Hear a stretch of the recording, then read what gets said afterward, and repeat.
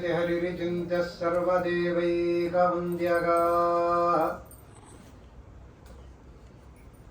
ಪರಮಗುರುರವಿಷ್ಟಾವಾಪ್ತಿದಃ ಸಜ್ಜನಾನಾಂ ನಿಖಿಲಗುಣಗಣಾರ್ಣೋ ನಿತ್ಯನಿರ್ಮುಕ್ತದೋಷಃ ಸರಸಿಜನಯನೋऽಸೌ ಶ್ರೀಪತಿರ್ಮಾನದೋ ನಃ ಬುದ್ಧಿರ್ಬಲಂ ಯಶೋಧೈರ್ಯಂ ನಿರ್ಭಯತ್ವಂ ಅರೋಗತಾ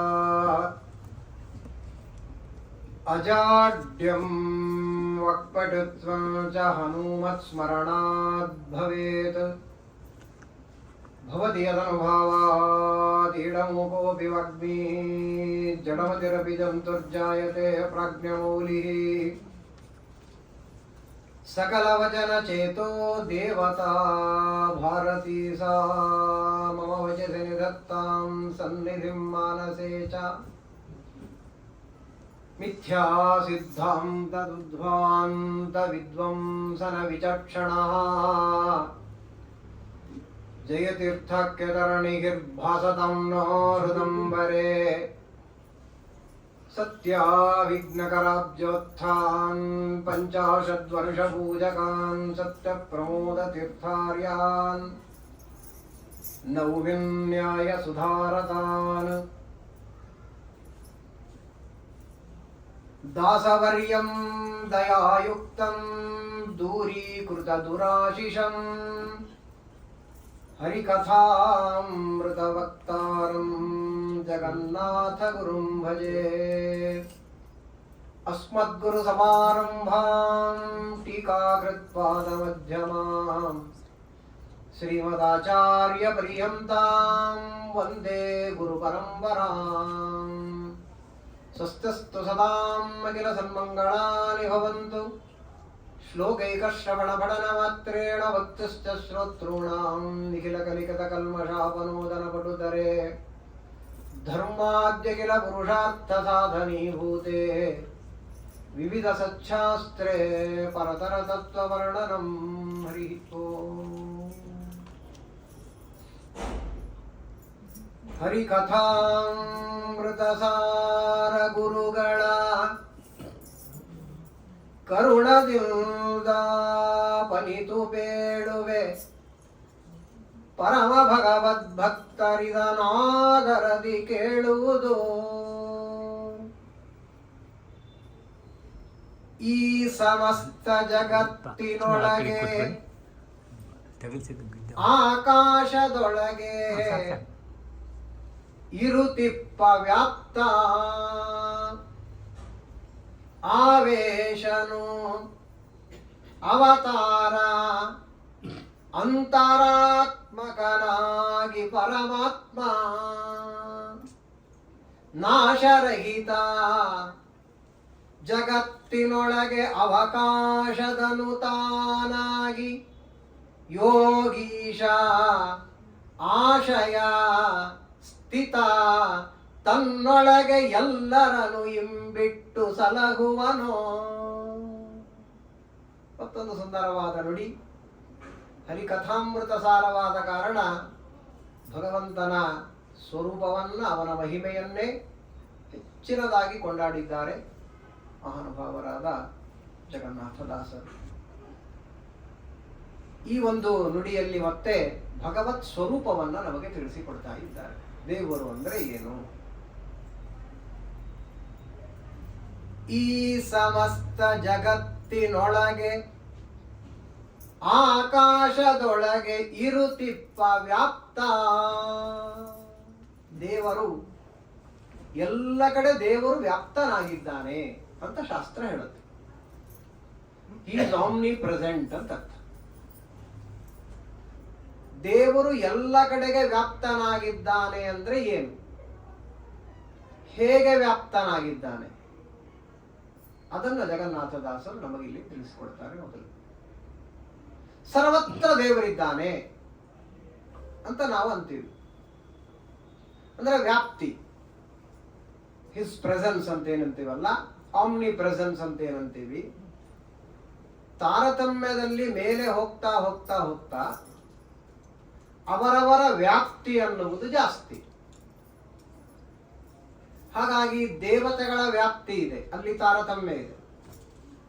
ಎಲ್ಲ ದೇವತೆಗಳಿಗಿಂತಲೂ ಹೆಚ್ಚು ವ್ಯಾಪ್ತರು ಇಂದ್ರದೇವರು.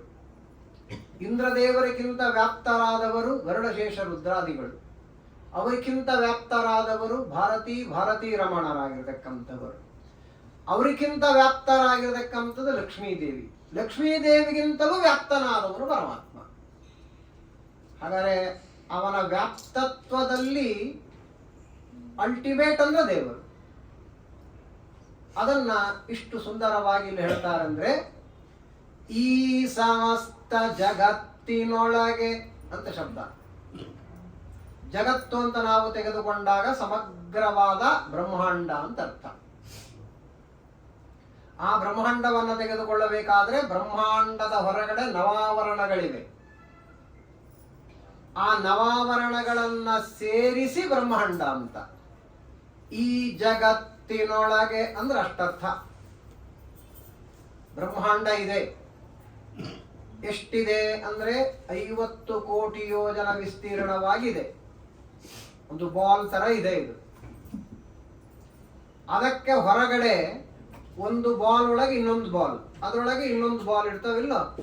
ಈಗ ನೋಡಿರ್ತಾರೆ, ಹಿಂಗ್ ಬಾಲ್ ಇರ್ತದೆ, ಎಲ್ಲ ಆಟಿಕೆ ಸಾಮಾನು ಬರ್ತವೆ, 2 ಹೋಳು ಮಾಡಿರ್ತಾರೆ. ಅದನ್ನ ಆ 2 ಹೋಳು ಮೇಲಿನ ಹೋಳು ತೆಗೆದ್ರೆ ಅಲ್ಲಿ ಇನ್ನೊಂದು ಬಾಲ್ ಇರ್ತದೆ.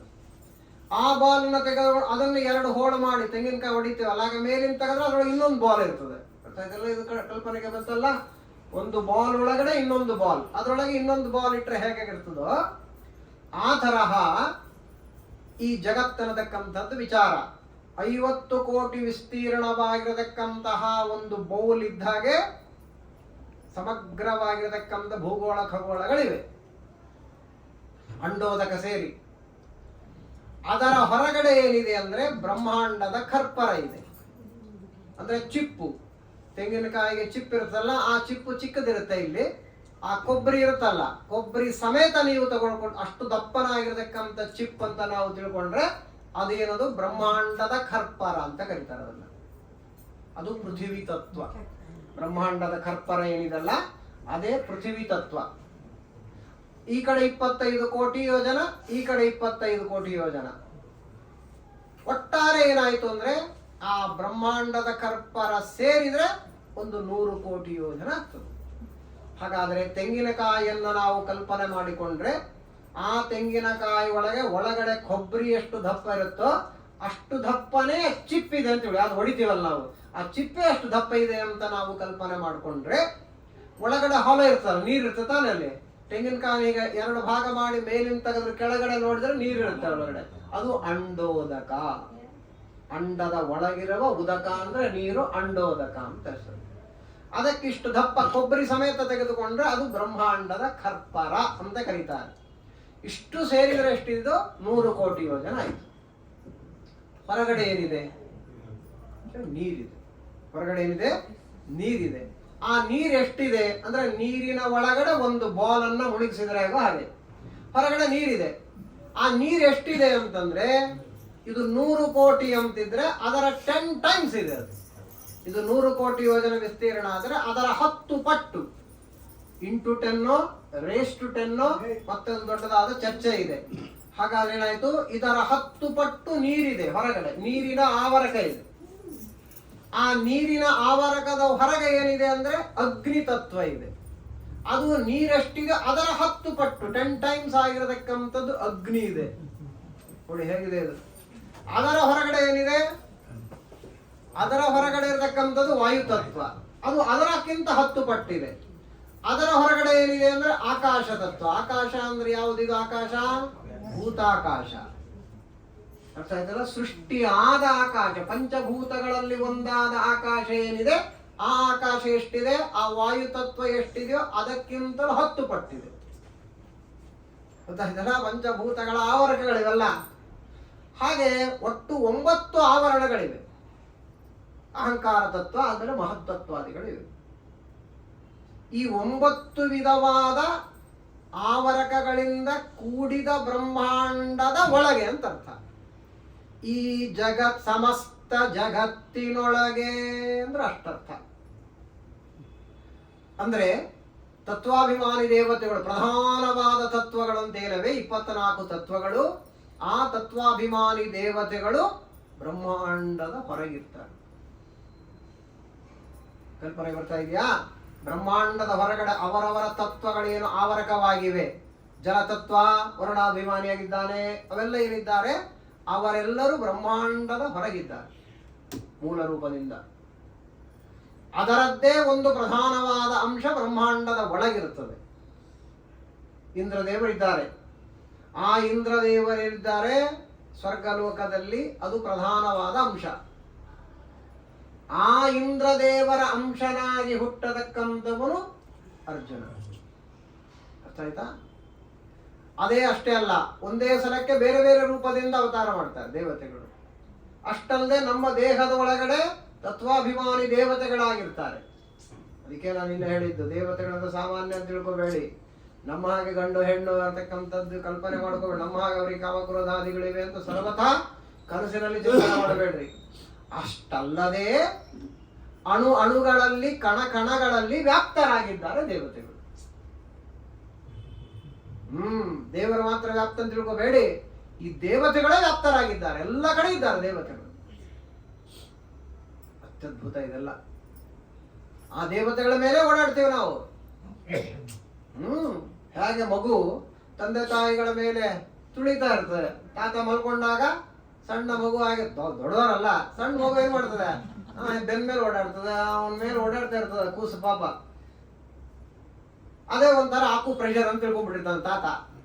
ಹಂಗ ದೇವರು ಗೊತ್ತಾಯ್ತಿಲ್ಲ, ದೇವತೆಗಳೆಲ್ಲ ಏನ್ ತಿಳ್ಕೊಂಡಿರ್ತಾರೆ, ಅವ್ರಿಗೆ ಅದೇನಾಗೋದಿಲ್ಲ, ಮಕ್ಕಳ ತರ ನೋಡ್ತಾ ಇರ್ತಾರೆ.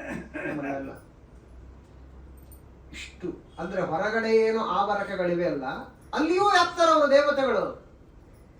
ಮಹತ್ತತ್ವ ಇದೆ ಕೊನೆಯದು. ಮಹತ್ತತ್ವದಲ್ಲಿ ಬ್ರಹ್ಮವಾಯುಗಳು ವ್ಯಾಪ್ತರಾಗಿರ್ತಾರೆ. ಅಲ್ಲೇನು ಭಗವಂತನ ಅನಂತ ರೂಪಗಳನ್ನು ನೋಡ್ತಾ ಇರ್ತಾರೆ. ಹಾಗಾದ್ರೆ ಈ ಸಮಸ್ತ ಶಬ್ದ ಅದಕ್ಕೆ ಹಾಕಿರೋದು. ಈ ಸಮಸ್ತ ಜಗತ್ತಿನೊಳಗೆ ಆಕಾಶದೊಳಗೆ ಸಪರೇಟ್ ಮಾಡಿದ್ರು. ಜಗತ್ತಿನೊಳಗೆ ಇನ್ಕ್ಲೂಡ್ ಆಗತಕ್ಕಂಥದ್ದು ಯಾವುದು? ಈ ಭೂತಾಕಾಶ ಅಂತ. ಇದಲ್ಲದೆ ಮಹತ್ತತ್ವದ ಹೊರಗೆ ಏನಿದೆ ಅಂದ್ರೆ ಅವ್ಯಕ್ತ ತತ್ವ, ಅದೇ ಅವ್ಯಾಕೃತವಾದ ಆಕಾಶ. ಅದಕ್ಕೆ ಅಭಿಮಾನಿನಿ ಯಾರು ಅಂದ್ರೆ ಮಹಾಲಕ್ಷ್ಮೀ ದೇವಿ. ಕಲ್ಪನೆಗೆ ಬಂತ? ಈ ಸಮಸ್ತ ಜಗತ್ತಿನೊಳಗೆ ಅಂತ ಹೇಳಿ ಮತ್ತೆ ಸಪರೇಟ್ ಆಗಿ ಆಕಾಶದೊಳಗೆ ಇರುತಿಪ್ಪ ವ್ಯಾಪ್ತ. ಅತ್ಯದ್ಭುತ. ಜಗನ್ನಾಥದಾಸರು ತಿಳಿಸ್ತಕ್ಕಂತಹ ಆ ರೀತಿಯ ಅತ್ಯದ್ಭುತವಾಗಿದೆ. ವ್ಯಾಪ್ತನಾಗಿದ್ದಾನೆ ಎಲ್ಲ ಕಡೆ ಅಂದ್ರೆ ಹೇಗೆ ವ್ಯಾಪ್ತನಾಗಿದ್ದಾನೆ ಅನ್ನುವುದನ್ನು ಜಗನ್ನಾಥದಾಸರು ತಿಳಿಸ್ತಾರೆ. ಏನದು? ಆವೇಶನು ಅವತಾರ ಅಂತರಾತ್ಮಕನಾಗಿ ಪರಮಾತ್ಮ. ಯಾವ ರೀತಿಯಲ್ಲಿ ವ್ಯಾಪ್ತನಾಗಿದ್ದಾನೆ ದೇವರಂದ್ರೆ, ಆವೇಶನು ತನ್ನ ಬಿಂಬನಾದ ತನ್ನ ರೂಪದಿಂದ, ಈ ಆವೇಶ ರೂಪದಿಂದ ಕೂಡಿಕೊಂಡಿರ್ತಾನೆ ಪರಮಾತ್ಮ. ಹಾಗಂತಂದ್ರೆ ಬಲರಾಮದೇವರು ಇದ್ದಾರೆ, ಶೇಷದೇವರ ಅವತಾರ. ಆ ಶೇಷದೇವರ ಒಳಗಡೆ ಶುಕ್ಲಕೇಶದ ಆವೇಶ ಇದೆ. ಶುಕ್ಲಕೇಶದ ಆವೇಶ ಇದೆ ಅಂತ ಹೇಳ್ತಾರಲ್ಲ, ಶೇಷನ ಒಳಗಡೆ ದೇವರಿದ್ದೇ ಇದ್ದಾನೆ ಸಂಕರ್ಷನಾಗಿ. ಆದ್ರೆ ಅದೇ ಶೇಷದೇವರ ಬಲರಾಮನಾಗಿ ಅವತಾರ ಮಾಡಿದಾಗ ವಿಶೇಷವಾಗಿ ಭಗವಂತ ಅಲ್ಲಿ ಒಂದು ಶುಕ್ಲಕೇಶ ರೂಪದ ಆವೇಶ ಬಂದುಕೊಳ್ತಾನೆ. ಅದೇ ರೀತಿಯಲ್ಲಿ ಸಾಂಬನಲ್ಲಿ ಹೀಗೆ ದೇವತೆಗಳಲ್ಲಿ ಆವೇಶ ರೂಪಗಳು ಬೇರೆ, ದೇವರದ್ದು ಸಾಕ್ಷಾತ್ ಅವತಾರ ಬೇರೆ. ಗೊತ್ತಾಗ್ತಲ್ಲ? ಅದನ್ನು ಹೇಳ್ತಾ ಇದ್ದಾರೆ. ಆವೇಶನು ಮೊದಲನೇದು. ಹಾಗಾಗಿ ಅನೇಕ ದೇವತೆಗಳಲ್ಲಿ ಪರಮಾತ್ಮ ಅವರು ಅವತಾರ ಮಾಡಿದಾಗ ಅವರ ಒಳಗೆ ಆವೇಶನಾಗಿ ಇರ್ತಾನೆ ಪರಮಾತ್ಮ. ಇದು ಒಂದು. ಅದರ ಜೊತೆಗೆ ಅವತಾರ, ರಾಮಕೃಷ್ಣಾದಿ ರೂಪಗಳಿಂದ ಅವತಾರ ಮಾಡಿರ್ತಾನೆ. ಅಂತರಾತ್ಮಕನಾಗಿ ಪರಮಾತ್ಮ. ಒಂದು ಆವೇಶ ರೂಪಗಳು, ಎರಡನೆಯದು ಅವತಾರ ರೂಪಗಳು, ಮೂರನೆಯದು ಯಾವುದು? ಅಂತರಾತ್ಮ. ಏನದು ಅಂತರಾತ್ಮ ಅಂತಂದ್ರೆ ಒಳಗಿದ್ದಾನೆ ಅಲ್ಲ. ಒಳಗಿದ್ದಾನೆ ಹೇಳ್ಬಿಟ್ರಲ್ಲ, ಈ ಸಮಸ್ತಿನ ಜಗತ್ತಿನೊಳಗೆ ಅಂತ ಅಂದ್ಬಿಟ್ರೆ ಆಲ್ರೆಡಿ ಅಲ್ಲಿ ಒಳಗೆ ಹಾಗಾದ್ರೆ ಅಂತರಾತ್ಮ ಅಂದ್ರೆ ಏನು?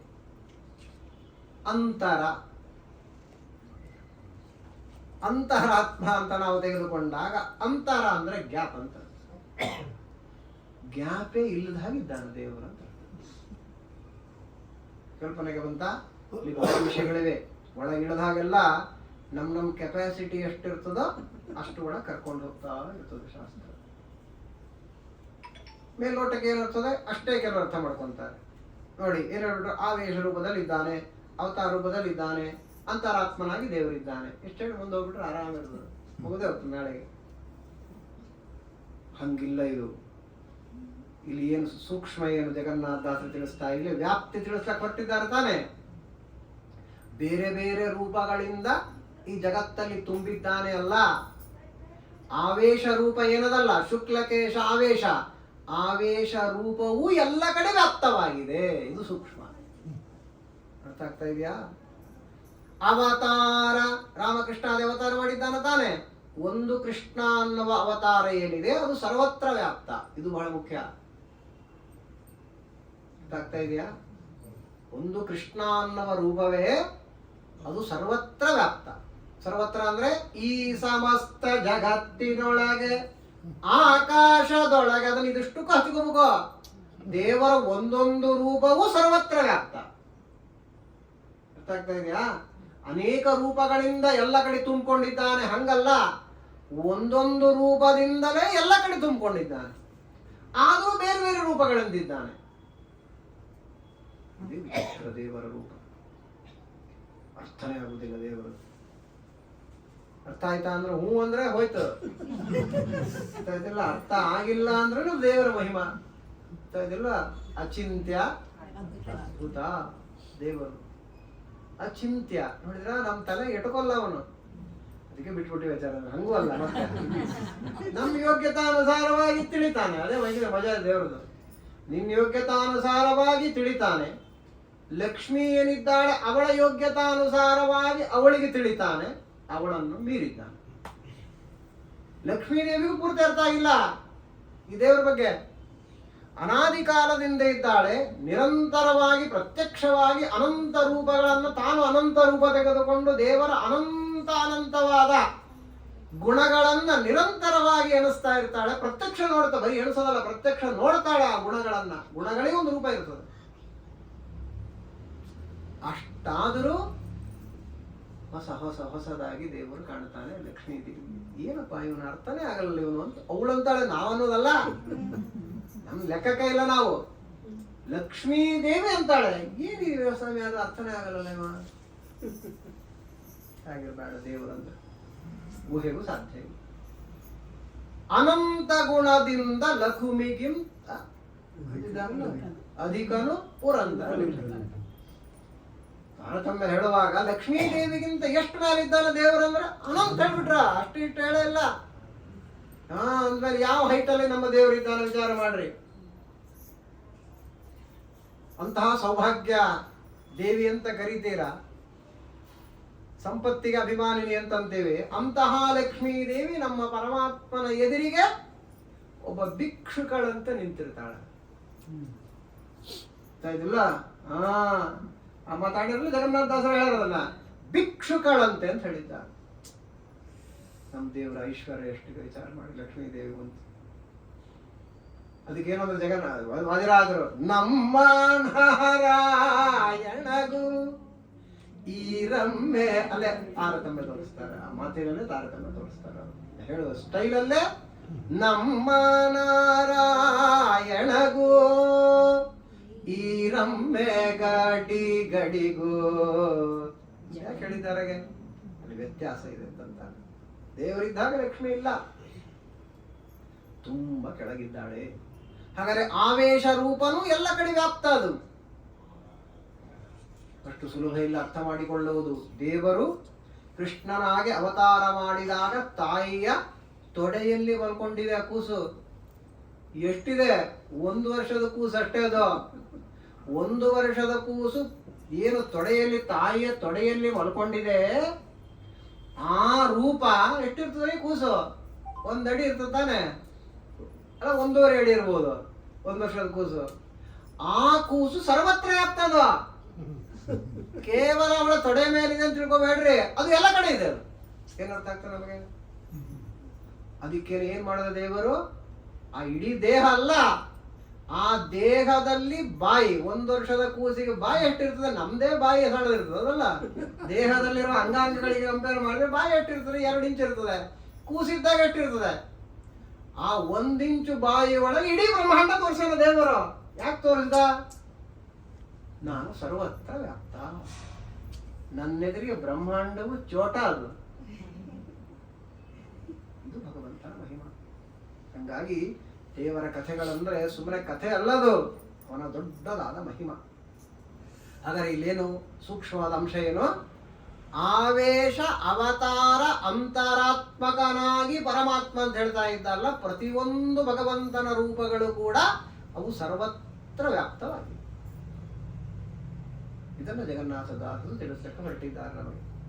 ಇನ್ನು ಅಂತರಾತ್ಮ ಅಂತಂದಾಗ ಅಂತರ ಇಲ್ಲ, ಪರಮಾತ್ಮನಿಗೆ ಗ್ಯಾಪ್ ಇಲ್ದಂತೆ ತುಂಬ ಅಂದ್ರೆ ವ್ಯಾಪ್ತಿ ಹೇಳ್ತಾ ಇದ್ದಾರೆ ತಾನೆ. ಆ ವ್ಯಾಪ್ತಿ ಏನದಲ್ಲ, ಎಷ್ಟು ದೇವರು ವ್ಯಾಪ್ತನಾಗಿದ್ದಾನೆ ಅಂದ್ರೆ ಅಲ್ಲಿ ಗ್ಯಾಪೇ ಇಲ್ಲ. ಅಂದ್ರೆ ಅವನು ಇಲ್ಲದಿರುವ ಸ್ಥಳವಿಲ್ಲ. ಎಳ್ಳ ಕೊನೆಯ ಮುಳ್ಳು ಮೊನೆಯ ಪೊಳ್ಳು ಬಿಡದೆ ಒಳಗೆ ಹೊರಗೆ ಎಲ್ಲ ಠಾವಿನಲ್ಲಿ ಲಕುಮಿ ವಲ್ಲ ಬರಿತಾನೆ. ಪೊಳ್ಳು ಬಿಡದೆ, ಅದೇ ತೂಕದ ಶಬ್ದ ಅಲ್ಲಿ ಇಡಿಯಾಗಿರ್ತಕ್ಕಂಥ ನುಡಿ ಒಳಗಡೆ ದಾಸರು ಎಂಥ ತೂಕ ಶಬ್ದ ಯಾವುದು? ಪೊಳ್ಳು ಬಿಡದೆ ಒಳಗೆ ಹೊರಗೆ. ಪೊಳ್ಳು ಅಂದ್ರೆ ಏನು? ಗ್ಯಾಪ್ ಅಂತ.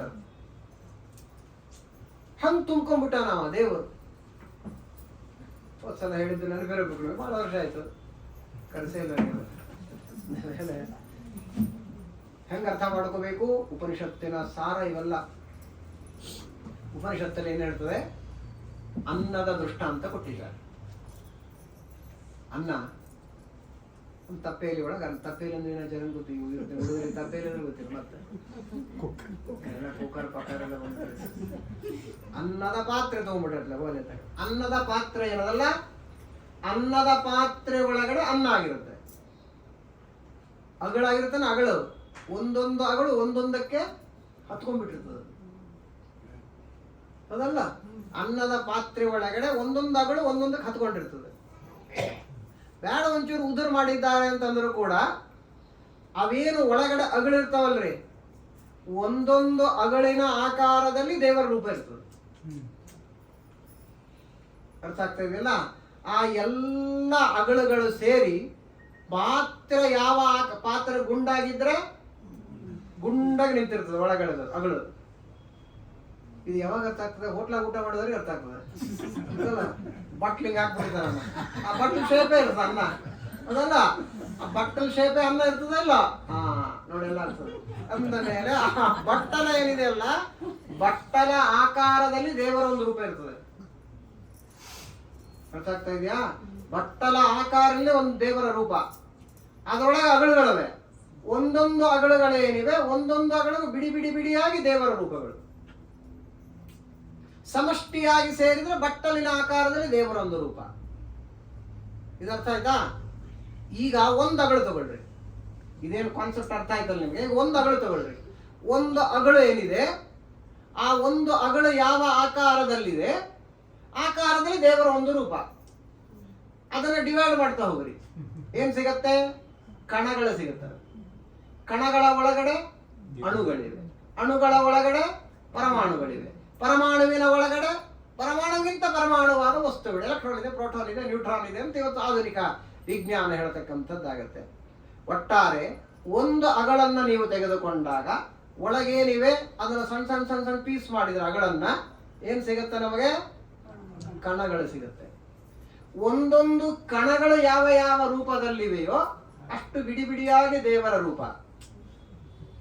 ಒಂದೇ ಒಂದು ಕಣ ಏನಿದೆಯಲ್ಲ, ಆ ಒಂದು ಕಣದ ಆಕಾರದಲ್ಲಿ ದೇವರ ರೂಪ ಇರ್ತದೆ. ಅಷ್ಟು ಕಣಗಳಾಗಿರತಕ್ಕಂಥ ಎಷ್ಟು ಕಣಗಳಿವೆಯೋ ಅಷ್ಟು ದೇವರ ರೂಪ. ಮೊದಲು ಹೇಗೆ ಅರ್ಥ ಮಾಡ್ಕೊಂಡ್ರೆ ಹಾಗೆ ಒಳಗೀಗ ಅಗಳಿನ ಆಕಾರದಲ್ಲಿ ದೇವರೊಂದು ರೂಪ. ಈಗ ಅಳು ಬಿಟ್ಬಿಡ್ರಿ, ಒಂದು ಕಣ ತಗೊಳ್ರಿ. ಆ ಕಣವನ್ನ ಡಿವೈಡ್ ಮಾಡಿ, ಕಣದ ಒಳಗಡೆ ಅಣುಗಳಿವೆ. ಎಷ್ಟು ಅಣುಗಳಿವೆಯೋ ಅಷ್ಟು ದೇವರ ರೂಪ.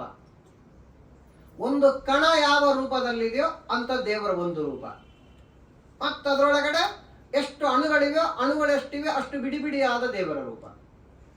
ಅದರ ಮತ್ತೆ ಒಳಗೆ ಹೋಗ್ರಿ, ಆ ಒಂದು ಅಣುವಿನ ಒಳಗಡೆ ಪರಮಾಣುಗಳಿವೆ, ಎಷ್ಟು ಪರಮಾಣುಗಳಿವೆಯೋ ಅಷ್ಟು ಮತ್ತೆ ಬಿಡಿ ಬಿಡಿ ಬಿಡಿಯಾದ ರೂಪ. ಒಂದು ಪರಮಾಣು ಇದೆ, ಅದು ಒಂದು ಪರಮಾತ್ಮನ ರೂಪ. ಹೀಗೆ ಒಂದು ರೂಪದೊಳ ಅನಂತ ರೂಪ. ಇದು ಎಂಡ್ಲೆಸ್, ಇದು ಹೋಗ್ತಾನೆ ಇರ್ತದೆ ಹಾಗೆ ಅನಂತವಾಯಿತು. ಅಂದರೆ ಅಲ್ಲಿ ಎಲ್ಲಿ ಗ್ಯಾಪೇ ಇಲ್ಲ, ಅಲ್ಲಿ ಒಂದರಾಗೊಂದು ಪರಮಾತ್ಮ ರೂಪಗಳಿವೆ. ಹಿಂಗೆ ದೇವರು ವ್ಯಾಪ್ತನಾಗಿದ್ದಾನೆ ಜಗತ್ತೊಳಗೆ. ಅತ್ಯದ್ಭುತ ಶಾಸ್ತ್ರ ತಿಳಿಸ್ತಕ್ಕಂತಹ ವಿಚಾರಗಳು. ನೋಡಿ ಅದಕ್ಕೆ ಹೇಳಿದ್ರು, ಶ್ರೀಮದ್ ಆಚಾರ್ಯರು ಏನು ನಮಗೆ ದೇವರ ಬಗ್ಗೆ ತಿಳಿಸಾರೆ ಅದು ತಿಳ್ಕೊಂಡ್ಬಿಟ್ವಿ ಅಂದ್ರೆ ದೇವರಂದ್ರೆ ನಮ್ಮ ತಲೆ ಬೇರೆನೇ ಆಗ್ಬಿಟ್ಟು ಬಹಳ ಆಶ್ಚರ್ಯ ಇದೆಲ್ಲ. ಹಾಗಾಗಿ ಏನು ಹೇಳ್ತಾ ಇದ್ದಾರೆ, ಆವೇಶನು ಅವತಾರ ಅಂತರಾತ್ಮಕನಾಗಿ ಪರಮಾತ್ಮ. ಪರಮಾತ್ಮ ಅಂತ ಶಬ್ದ, ಪರಂ ಆತ್ಮ ಅಂತಂದ್ರೆ ಪರ ಅಂದ್ರೆ ಎಲ್ಲದಕ್ಕಿಂತಲೂ ಭಿನ್ನನಾಗಿ, ಎಲ್ಲದಕ್ಕಿಂತಲೂ ಶ್ರೇಷ್ಠನಾಗಿ ಪರಮಾತ್ಮ ಇರ್ತಾನೆ. ಆತ್ಮ ಅಂದ್ರೇನು? ನಿಯಾಮಕ ಅಂತ. ಆತ್ಮ ಅಂದ್ರೆ ನಿಯಾಮಕವಾಗಿರ್ತಕ್ಕಂಥವನಾಗಿದ್ದಾನೆ ಪರಮಾತ್ಮ. ಒಟ್ಟಾಲೆ ಇಷ್ಟೆಲ್ಲದರ ಒಳಗಿದ್ದು ಪರಮಾಣುಗಳೇನಿವೆ ಪರಮಾಣುಗಳನ್ನು ನಿಯಮನ ಮಾಡ್ತಾನೆ, ಕಂಟ್ರೋಲ್ ಮಾಡ್ತಾನೆ. ಅಣುಗಳನ್ನು ಕಂಟ್ರೋಲ್ ಮಾಡ್ತಾನೆ, ಕಣಗಳನ್ನು ಕಂಟ್ರೋಲ್ ಮಾಡ್ತಾನೆ, ಅವುಗಳನ್ನು ಎಲ್ಲವನ್ನ ಕಂಟ್ರೋಲ್. ಅಂದ್ರೆ ಒಳಗೆ ಏನು ಸ್ಟ್ರಕ್ಚರ್ ಅಂತ ಕರೀತೇವೆ ಸೈನ್ಸ್ ಅಲ್ಲಿ. ಯಾವುದೇ ಒಂದು ವಿಷಯ ತೆಗೆದುಕೊಂಡ್ರು ಒಳಗೆ ಹೋಗ್ತಾ ಹೋಗ್ತಾ ಹೋಗ್ತಾ ಅದರ ಸ್ಟ್ರಕ್ಚರ್ ಹೇಗಿದೆ ಅಂತ ಗೊತ್ತಾಗುತ್ತೆ ನಮಗೆ. ಕೆಮಿಕಲ್ಸ್ ತೆಗೆದುಕೊಂಡಾಗ ಏನೇ ತೆಗೆದುಕೊಂಡ್ರು ಒಳಗಡೆ ಅದರ ಸ್ಟ್ರಕ್ಚರ್ ಹೇಗಿದೆ ಅಂತ ಗೊತ್ತಾಗುತ್ತೆ. ಆ ಸ್ಟ್ರಕ್ಚರ್ ರೂಪದಲ್ಲಿ ದೇವರಿರ್ತಾನೆ. ಮತ್ತೆ ಅದರ ಸ್ಟ್ರಕ್ಚರ್ ಹಾಗೆ ಇರುವಂತೆ ಅದನ್ನ ನೇಮನ ಮಾಡ್ತಿರ್ತಾನೆ ಒಳಗಡೆ. ಇದು ಪರಮಾತ್ಮನ ಅದ್ಭುತವಾದ ಮಹಿಮಾ. ಆ ರೀತಿಯಲ್ಲಿ ಬೇರೆ ಬೇರೆ ರೂಪದಿಂದ ಇದ್ದಾನೆ, ಆದ್ರೆ ಒಂದೇ ರೂಪದಿಂದಲೂ ಎಲ್ಲ ಕಡೆ ಮತ್ತೆ ವ್ಯಾಪ್ತನಾಗಿದ್ದಾನೆ. ಅದು ಹೇಗೆ ಅದು ಗೊತ್ತಾಗಬೇಕು, ಅದು ಕಲ್ಪನೆಗೆ ಬರುವುದು. ಎಲ್ಲಾ ರೂಪಗಳಿಂದ ಎಲ್ಲ ಕಡೆ ವ್ಯಾಪ್ತ ಅಂದ್ರೆ ಹೆಂಗೆ ತಿಳ್ಕೊಳ್ಳೋದು? ಏನೋ ಒಂದು ರಾಮ ರೂಪ ತಗೊಂಡು ಬಂದು ನಿಂತ ಎದುರಿಗೆ ಏನೋ ಒಂದು ತಿಳ್ಕೊಬಹುದು, ಕೃಷ್ಣ ರೂಪ ಅಂತ ತಿಳ್ಕೊಳ್ಬಹುದು. ಆದ್ರೆ ಕೃಷ್ಣ ಬೇರೆ ಅಲ್ಲ, ರಾಮ ಬೇರೆ ಅಲ್ಲ. ಆದ್ರೆ ಸೀತಾ ಗಂಡ ಕೃಷ್ಣ ಅಂತೆಲ್ಲ ಹೇಳ್ತಾರೇನ? ಹೇಳುದಿಲ್ಲ. ಸೀತಾಪತಿ ರಾಮ ಅಂತ ಹೇಳೋದು, ರುಕ್ಮಿಣೀಪತಿ ಕೃಷ್ಣ ಅಂತ ಹೇಳೋದು. ಆದ್ರೆ ರಾಮನಿಗೂ ಕೃಷ್ಣಗೂ ಭೇದ ಇಲ್ಲ. ನೋಡಿ, ಇದೇ ದೇವರ ಅದ್ಭುತವಾದ ಮಹಿಮೆ. ಅದರ ವ್ಯವಹಾರ ಮಾಡ್ಲಿಕ್ಕೆ ಬರ್ತದೆ. ವಿಶೇಷ ಅಂತ ಒಂದು ಇದೆ. ಆ ವಿಶೇಷ ಅಂತಕ್ಕಂಥದ್ರಿಂದ ಭೇದ ಇಲ್ಲದೆ ಇದ್ರೂ ಭೇದ ಇದ್ದಂತೆ ವ್ಯವಹಾರವನ್ನ ಮಾಡುವುದಕ್ಕೆ ಬರ್ತದೆ. ಇದನ್ನು ನಮ್ಮ ಶ್ರೀಮದಾಚಾರ್ಯ ಹೇಳಿಕೊಟ್ಟಿದ್ದಾರೆ. ಇಷ್ಟು ವ್ಯಾಪ್ತನಾದ ಪರಮಾತ್ಮ ಅಂತ ಹೇಳಿ ನಾಶರಹಿತ ಮತ್ತೊಂದು ತಿಳಿಸ್ತಾರೆ. ದೇವರಂದ್ರೆ ಏನಂತ, ಅವನು ನಾಶರಹಿತನಾಗಿದ್ದಾನೆ ದೇವರು. ನೋಡಿ, ನಾಶರಹಿತನಾಗಿದ್ದಾನಂದ್ರೆ ವೇದಗಳು ನಾಶ ಆಗುವುದಿಲ್ಲ. ಪ್ರಳಯ ಕಾಲದಲ್ಲಿ ವೇದಗಳಿರ್ತವೆ. ಜೀವರಿಗೆ ನಾಶ ಇದೆಯಾ? ಜೀವರು ಅನಾದಿ ಕಾಲದಿಂದಿದ್ದಾರೆ. ದೇಹ ಹೋಗ್ತದೆ, ಜೀವ ಹೋಗುದಿಲ್ಲಲ್ಲ. ನೈನಂ ಚಿಂದಂತಿ ಶಸ್ತ್ರಾಣಿ ನೈನಂ ದಹತಿ ಪಾವಕ. ಅರ್ಜುನ, ಭೀಷ್ಮಾಚಾರ ಸಾಯ್ತಾರಂದ್ರೆ ಏನರ್ಥ ಹೇಳು? ದ್ರೋಣಾಚಾರ ಸಾಯ್ತಾರೆ, ಅಯ್ಯೋ ಇವ್ರನ್ನ ಕೊಲ್ಬೇಕಲ್ಲ, ಏನ್ ಸಾವು ಅಂದ್ರೆ ಏನು ಹೇಳು? ಜೀವ ಸಾಯುವುದೇ ಇಲ್ಲ, ಹೋಗೋದು ದೇಹ. ಅದು ಇವತ್ತಲ್ಲ ನಾಳೆ ಹೋಗ್ಲೇಬೇಕು. ಹೋಗೋದಿಲ್ಲ ಅಂದ್ರೆ ಅಳು. ಯಾವಾಗ ಅಳಬೇಕು ನೀನು? ಅದು ಹೋಗದೇ ಇರತಕ್ಕಂಥ ಶಾಶ್ವತವಾಗಿರ್ತದೆ ಅಂದ್ರೆ ಅಳು. ಅದು ಹೋಗ್ತದಲ್ಲ, ಅದು ನೀ ಬೇಡ ಅಂದ್ರೆ ಹೋಗ್ತದೆ. ಎಲ್ಲರಿಗೂ ಹೋಗ್ಬೇಕಾ ದೇಹ? ಯಾಕೆ ಅಳುತ್ತಿ ಅಂತ ಕೇಳ್ತಾನೆ ಸ್ವಾಮಿ. ಹಾಗಾದ್ರೆ ಜೀವಕ್ಕೆ ನಾಶ ಇಲ್ಲ, ಲಕ್ಷ್ಮೀ ದೇವಿಗೆ ನಾಶ ಇಲ್ಲ, ಕಾಲಕ್ಕೆ ನಾಶ ಇಲ್ಲ, ದೇಶಕ್ಕೆ ನಾಶ ಇಲ್ಲ, ಪ್ರಕೃತಿಗೆ ನಾಶ ಇಲ್ಲ. ಹಾಗಾದ್ರೆ ದೇವರಿಗೇನು ಸ್ಪೆಷಲ್ ಇದು? ನಾಶರಹಿತ. ಹೌದಲ್ಲ? ನಮಗೂ ನಾಶ ಇಲ್ಲ, ನಿಂಗೂ ನಾಶ ಇಲ್ಲ ಅಲ್ಲ. ದೇವರು ನಾಶರಹಿತ ಅನ್ನೋದ್ರಲ್ಲಿ ಒಂದು ಸ್ಪೆಷಾಲಿಟಿ ಇದೆ. ಏನದು? ನಾಶ ಅಂದ್ರೆ ಏನಂತ ನಮಗೆ ಗೊತ್ತಿಲ್ಲ, ಅದನ್ನ ಶಾಸ್ತ್ರ ಹೇಳುತ್ತೆ. ಅನಿತ್ಯತ್ವಂ ದೇಹಹಾನಿ ದುಃಖ ಪ್ರಾಪ್ತಿರಪೂರ್ಣತಾ ನಾಶಶ್ಚತುರ್ವಿಧ ಪ್ರೋಕ್ತ. ತದಭಾವೋ ಹರೇ ಸದಾ. ನೋಡಿ, ಶಾಸ್ತ್ರ ಹೇಳಿ ಆಚಾರ ಕೋಟ್ ಮಾಡ್ತಾರೆ. ನಾಶ 4 ರೀತಿಯಲ್ಲಿದೆ. ಈ 4 ರೀತಿಯ ನಾಶ ಇಲ್ಲದೆ ಇರೋನಂದ್ರೆ ಒಬ್ಬನೇ, ಅವನೇ ಪರಮಾತ್ಮ. ಯಾವ್ದ್ಯಾವ್ದು? ಅನಿತ್ಯತ್ವಂ. ಕೆಲವು ವಸ್ತುಗಳೇನವಲ್ಲ ಅವು ಅನಿತ್ಯ, ನಿತ್ಯ ಅಲ್ಲವು. ಇವತ್ತಿರ್ತದೆ, ನಾಳೆ ಹೋಗ್ಬಿಡ್ತವೆಲ್ಲ. ಅನಿತ್ಯವಾದ ಪದಾರ್ಥಗಳೇನವಲ್ಲ, ಈ ಅನಿತ್ಯತ್ವ ಅನ್ನುವುದು ಅದರಲ್ಲಿದ್ರೆ ಅದು ಒಂದು ರೀತಿಯ ನಾಶ. ಎರಡನೇದೇನು? ದೇಹ ಹಾನಿ. ದೇಹ ಹೋಗ್ತದೋ ನಮಗೆಲ್ಲ, ಹಾಗಾದ್ರೆ ದೇಹ ಯಾರೆಲ್ಲಿಗೆ ಎಲ್ಲರಿಗೆ ಹೋಗ್ತದೋ ಅದು ಒಂದು ರೀತಿಯಲ್ಲಿ ನಾಶ. ಇದ್ರಾಗ ಎಲ್ಲರೂ ಯಾರು ಬಂದ್ಬಿಟ್ರು? ಬ್ರಹ್ಮದೇವರಿಂದ ಹಿಡಿದು ಎಲ್ಲರೂ ಬಂದ್ಬಿಟ್ರು ಹೋಗಲ್ಲ. ಯಾಕಂದ್ರೆ ಅವರಿಗೊಂದು ದೇಹ ಇದೆ, ಬ್ರಹ್ಮದೇವರಿಗೆ. ಆ ದೇಹ ಬಿಡಬೇಕು ಅವ್ರು 100 ವರ್ಷ ಆದ್ಮೇಲೆ. ಹಾಗಾದ್ರೆ ದೇಹ ಹಾನಿ ಅನ್ನುವುದು ಒಂದು ರೀತಿಯ ನಾಶ. ಇನ್ನೊಂದು ಯಾವುದು? ದುಃಖ ಪ್ರಾಪ್ತಿ. ನೋಡಿ, ಯಾರಿಗೆಲ್ಲ ದುಃಖ ಇದೆಯೋ ಅದು ಒಂದು ರೀತಿ ನಾಶ. ಅಪೂರ್ಣತಾ. ಯಾರು ಪೂರ್ಣರಲ್ಲೋ ಅದು ಒಂದು ರೀತಿ ನಾಶ. ಈ 4 ವಿಧವಾಗಿರತಕ್ಕಂಥ ನಾಶ ಒಬ್ಬರಲ್ಲಿ ಇದ್ದೇ ಇದೆ. ಒಂದು ಬಿಟ್ಟರೆ ಒಂದಿರ್ತದೆ. ದುಃಖ ಪ್ರಾಪ್ತಿ ಎಲ್ಲ ಜೀವರಿಗಿದೆ, ಬ್ರಹ್ಮವಾಯುಗಳಿಗೆ ಮಾತ್ರ ದುಃಖ ಇಲ್ಲ. ಇನ್ನು ಎಲ್ಲಾ ಜೀವರಿಗೂ ರುದ್ರದೇವರಿಂದ ಹಿಡಿದು ಎಲ್ಲರಿಗೂ ದುಃಖ ಇದೆ. ಸ್ವಲ್ಪ ಇರ್ತದೆ ಅಷ್ಟೇ, ನಮ್ಮ ಹಾಗಂತ ತಿಳ್ಕೋಬೇಡಿ, ಅತಿ ಸ್ವಲ್ಪ ಇರ್ತದೆ, ಪ್ರಾರಬ್ಧ ಕರ್ಮ ಇರ್ತದೆ ಅಷ್ಟೇ. ಹಾಗಾಗಿ ಎಲ್ಲಾ ದೇವತೆಗಳು ಬಂದ್ರು, ಎಲ್ಲರೂ ಬಂದ್ಬಿಟ್ರು. ಲಕ್ಷ್ಮೀದೇವಿ ಅಪೂರ್ಣತಾ. ನೋಡಿ, ಅವಳು ಪೂರ್ಣಳಲ್ಲ. ಪೂರ್ಣನಾದವನು ದೇವರು ಮಾತ್ರ. ಅನಂತ ಕಲ್ಯಾಣ ಗುಣ ಪರಿಪೂರ್ಣನಾದವನು ದೇವರು ಮಾತ್ರ. ಲಕ್ಷ್ಮೀದೇವಿ ಅನಂತ ಗುಣಗಳಿಂದ ಪೂರ್ಣಳಲ್ಲ. ದೇಶತಃ ಕಾಲತಃ ಸಮಳಾದರೂ ಗುಣತಃ ಸಮ ಅಲ್ಲ ಪರಮಾತ್ಮನಿಗವಳು. ಹಾಗಾದ್ರೆ ಒಂದಲ್ಲ ಒಂದು ರೀತಿಯ ನಾಶ ಎಲ್ಲರಲ್ಲಿ ಇದೆ. ನಾಶಶ್ಚತುರ್ವಿಧ ಪ್ರೋಕ್ತ. ಅಂದ್ರೆ ನಾಶ ಅನ್ನುವುದು 4 ರೀತಿಯಲ್ಲಿದೆ. ತದಭಾವೋ ಹರೇ ಸದಾ. ಈ 4 ರೀತಿಯ ನಾಶ ಅನ್ನುವುದು ಯಾವ ಕಾಲದಲ್ಲೂ ಇಲ್ಲ. ಸದಾ ಶಬ್ದ ಬೇರೆ. ಯಾವ ಕಾಲದಲ್ಲಿಯೂ ಯಾವ ರೀತಿಯ ನಾಶವೂ ದೇವರಿಗಿಲ್ಲ. ನೋಡಿ, ನಾಶರಹಿತ. ದೇವರಿಗಂದ್ರೆ ಅದಕ್ಕೆ ಮಹತ್ವ ಇದೆ. ಅದೇ ಶಬ್ದ ಬೇರೆಯವರಿಗಂದ್ರೆ ಅವರವರ ಯೋಗ್ಯತಾನುಸಾರವಾಗಿದೆ. ಅದರ ಪೂರ್ಣವಾಗಿ ಎಲ್ಲ ರೀತಿಯಿಂದಲೂ ನಾಶರಹಿತ ಅಂದ್ರೆ ನಿತ್ಯ ಅಂತ. ಭಗವಂತನ ನಿತ್ಯತ್ವ ಬೇರೆ, ನಮ್ಮ ನಿತ್ಯತ್ವ ಬೇರೆ.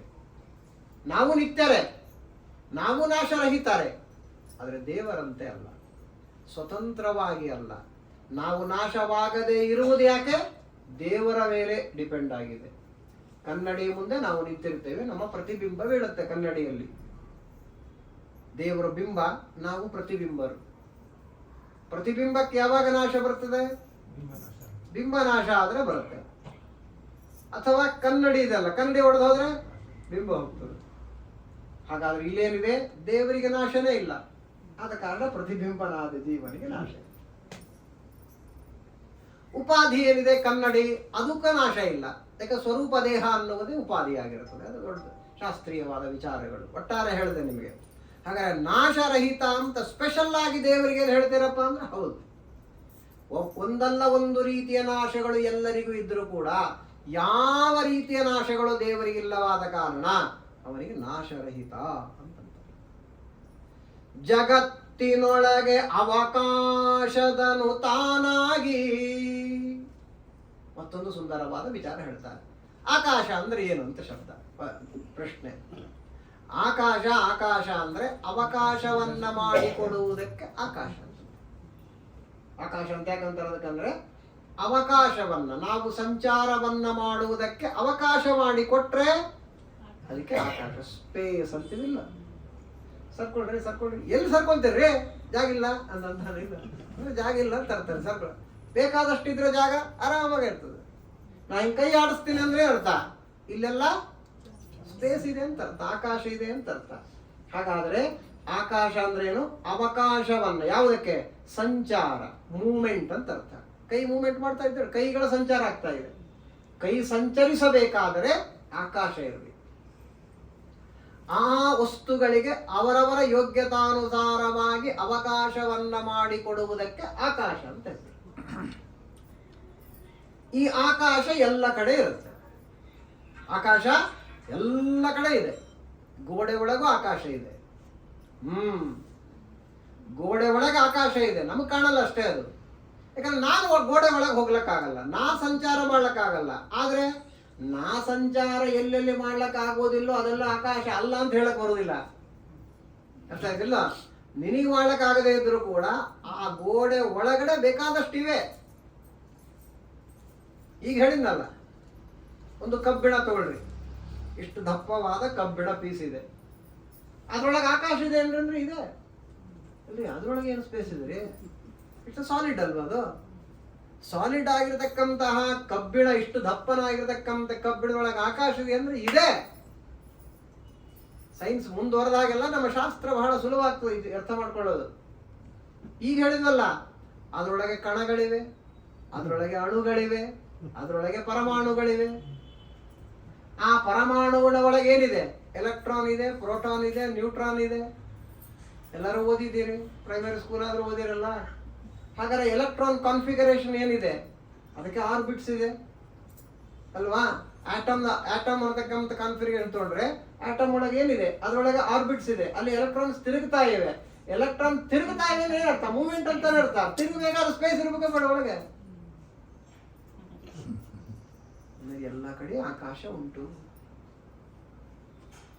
ಅವಕಾಶದನು ತಾನಾಗಿ, ಆ ಆಕಾಶದಲ್ಲಿ ಏನು ಅವಕಾಶವನ್ನ ಮಾಡಿಕೊಡುವ ಗುಣ ಅಂತಿದೆ, ಆ ಗುಣದಲ್ಲಿ ತಾನಿದ್ದು ತಾನು ಆ ಗುಣವನ್ನ ಪ್ರಚೋದನೆ ಮಾಡಿ ಎಲ್ಲರಿಗೂ ಅವಕಾಶವನ್ನ ಮಾಡಿ ಕೊಡ್ತಾನೆ ಬರ.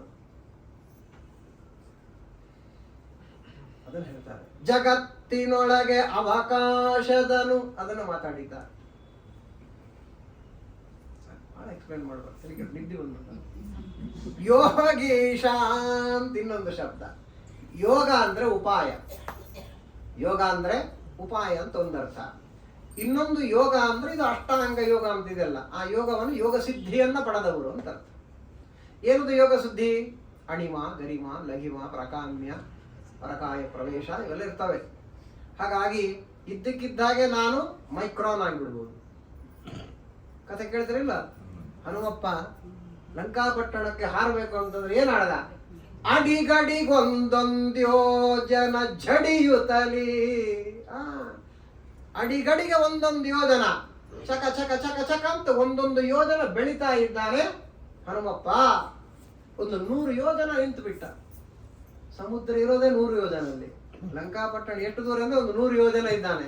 ಇವನೇ 100 ಯೋಜನ ಬೆಳೆದು ನಿಂತು ಬಿಡ್ತಕ್ಕಂಥವನಾಗಿದ್ದಾನೆ. ಆ ಹನುಮಪ್ಪನಿಗೆ ದಪ್ಪ ಅಂತ ಬಿದ್ದಿದ್ರೆ ಸಮುದ್ರದ ಮೇಲೆ ಅದೇ ಒಂದು ಬ್ರಿಡ್ಜ್ ಆಗುತ್ತದೆ. ತಮಾಷೆ ಅಲ್ಲ. ಹನುಮನ್ ದೇವರ ಮಹಿಮನ ಅಷ್ಟಿದೆ, ಮುಖ್ಯ ಪ್ರಾಣ ದೇವರ. ಹಾಗಾಗಿ ಹನುಮದ್ ವಿಲಾಸದಲ್ಲಿ ಅಡಿಗಡಿಗೊಂದೊಂದು ಯೋಜನ ಝಡಿಯುತ್ತಲಿ, ಅದೇ ರೂಪನೇ ಅಷ್ಟು ದೊಡ್ಡದಾಗುತ್ತೆ. ಅದು ಯೋಗ ಸಿದ್ಧಿ ಇದ್ದವಲ್ಲ. ಅಷ್ಟೇ ಪುಟ್ಟ ರೂಪ ಆಗ್ಬೋದು. ಎಲ್ಲ ಇದ್ರೆ ಅದನ್ನೊಳಗೆ ಮತ್ತೆ ದೇವತೆಗಳು ಹೊರ ಕೊಟ್ಟಿದ್ರಿಲ್ಲ, ಏನ್ ಬಂದ್ರೆ ನೀನು ಬಾಯ ಬಿಡಬೇಕು ಅಂತ ಹೇಳಿದ್ರು. ಆ ಬಾಯಿ ತೆಗಿ ಅಂತಂದ. 10 ಯೋಜನ ತಗಲ್ದು, 20 ಯೋಜನ ನಿಂತ, 20 ಯೋಜನ ಬಾಯಿ ತಗಲ್ದು, 40 ಯೋಜನ, ಒಂದು 100 ಯೋಜನ ಅಂತ ಬಾಯಿ ತೆಗೆದು ಬಿಟ್ಲು ಅವಳು. ಟಕ್ ಅಂತ ಚಿಕ್ಕವನಾದ, ಒಳಗೆ ಹೋದ, ಅವಳು ಬಾಯಿ ಮುಚ್ಚ. ಆಕಳಿಸುವಾಗ ಪಟಕಂತ ಮುಚ್ಚಲಿಕ್ಕಾಗ್ತಾನೆ ನಿಮಗೆ? ಆಕಳಿಸುವಾಗ ಅದಕ್ಕೊಂದು ಟೈಮ್ ಬೇಕ್ರಿ. ಯಾವಾಗಲೂ ಕೂಡ ಪಟ್ಟನ್ ಮುಚ್ಚಂದು ನೋಡೋಣ ಕೊಡೋದಿಲ್ಲ.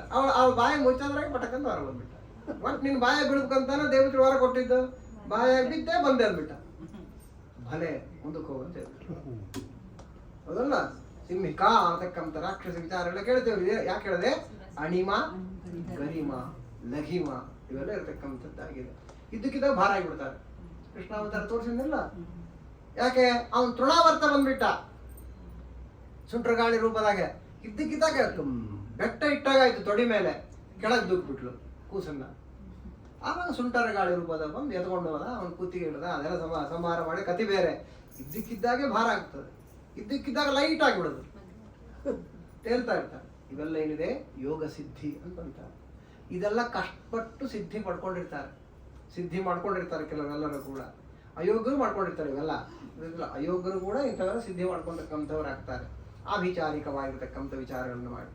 ದೇವರಲ್ಲಿ ಹೇಗಿದೆ ಅಂದ್ರೆ ಇದು ಸ್ವಾಭಾವಿಕವಾಗಿ ದೇವರಲ್ಲಿ ಯೋಗೇಶ ಅಂತ ಕೇಳಿದ್ದಾರೆ. ಆದ ಕಾರಣ ಎಲ್ಲಾ ಯೋಗಿಗಳು ಜ್ಞಾನಿಗಳಂತನೂ ಅರ್ಥ, ಎಲ್ಲರಿಗೂ ಈಶನಾಗಿದ್ದಾನೆ.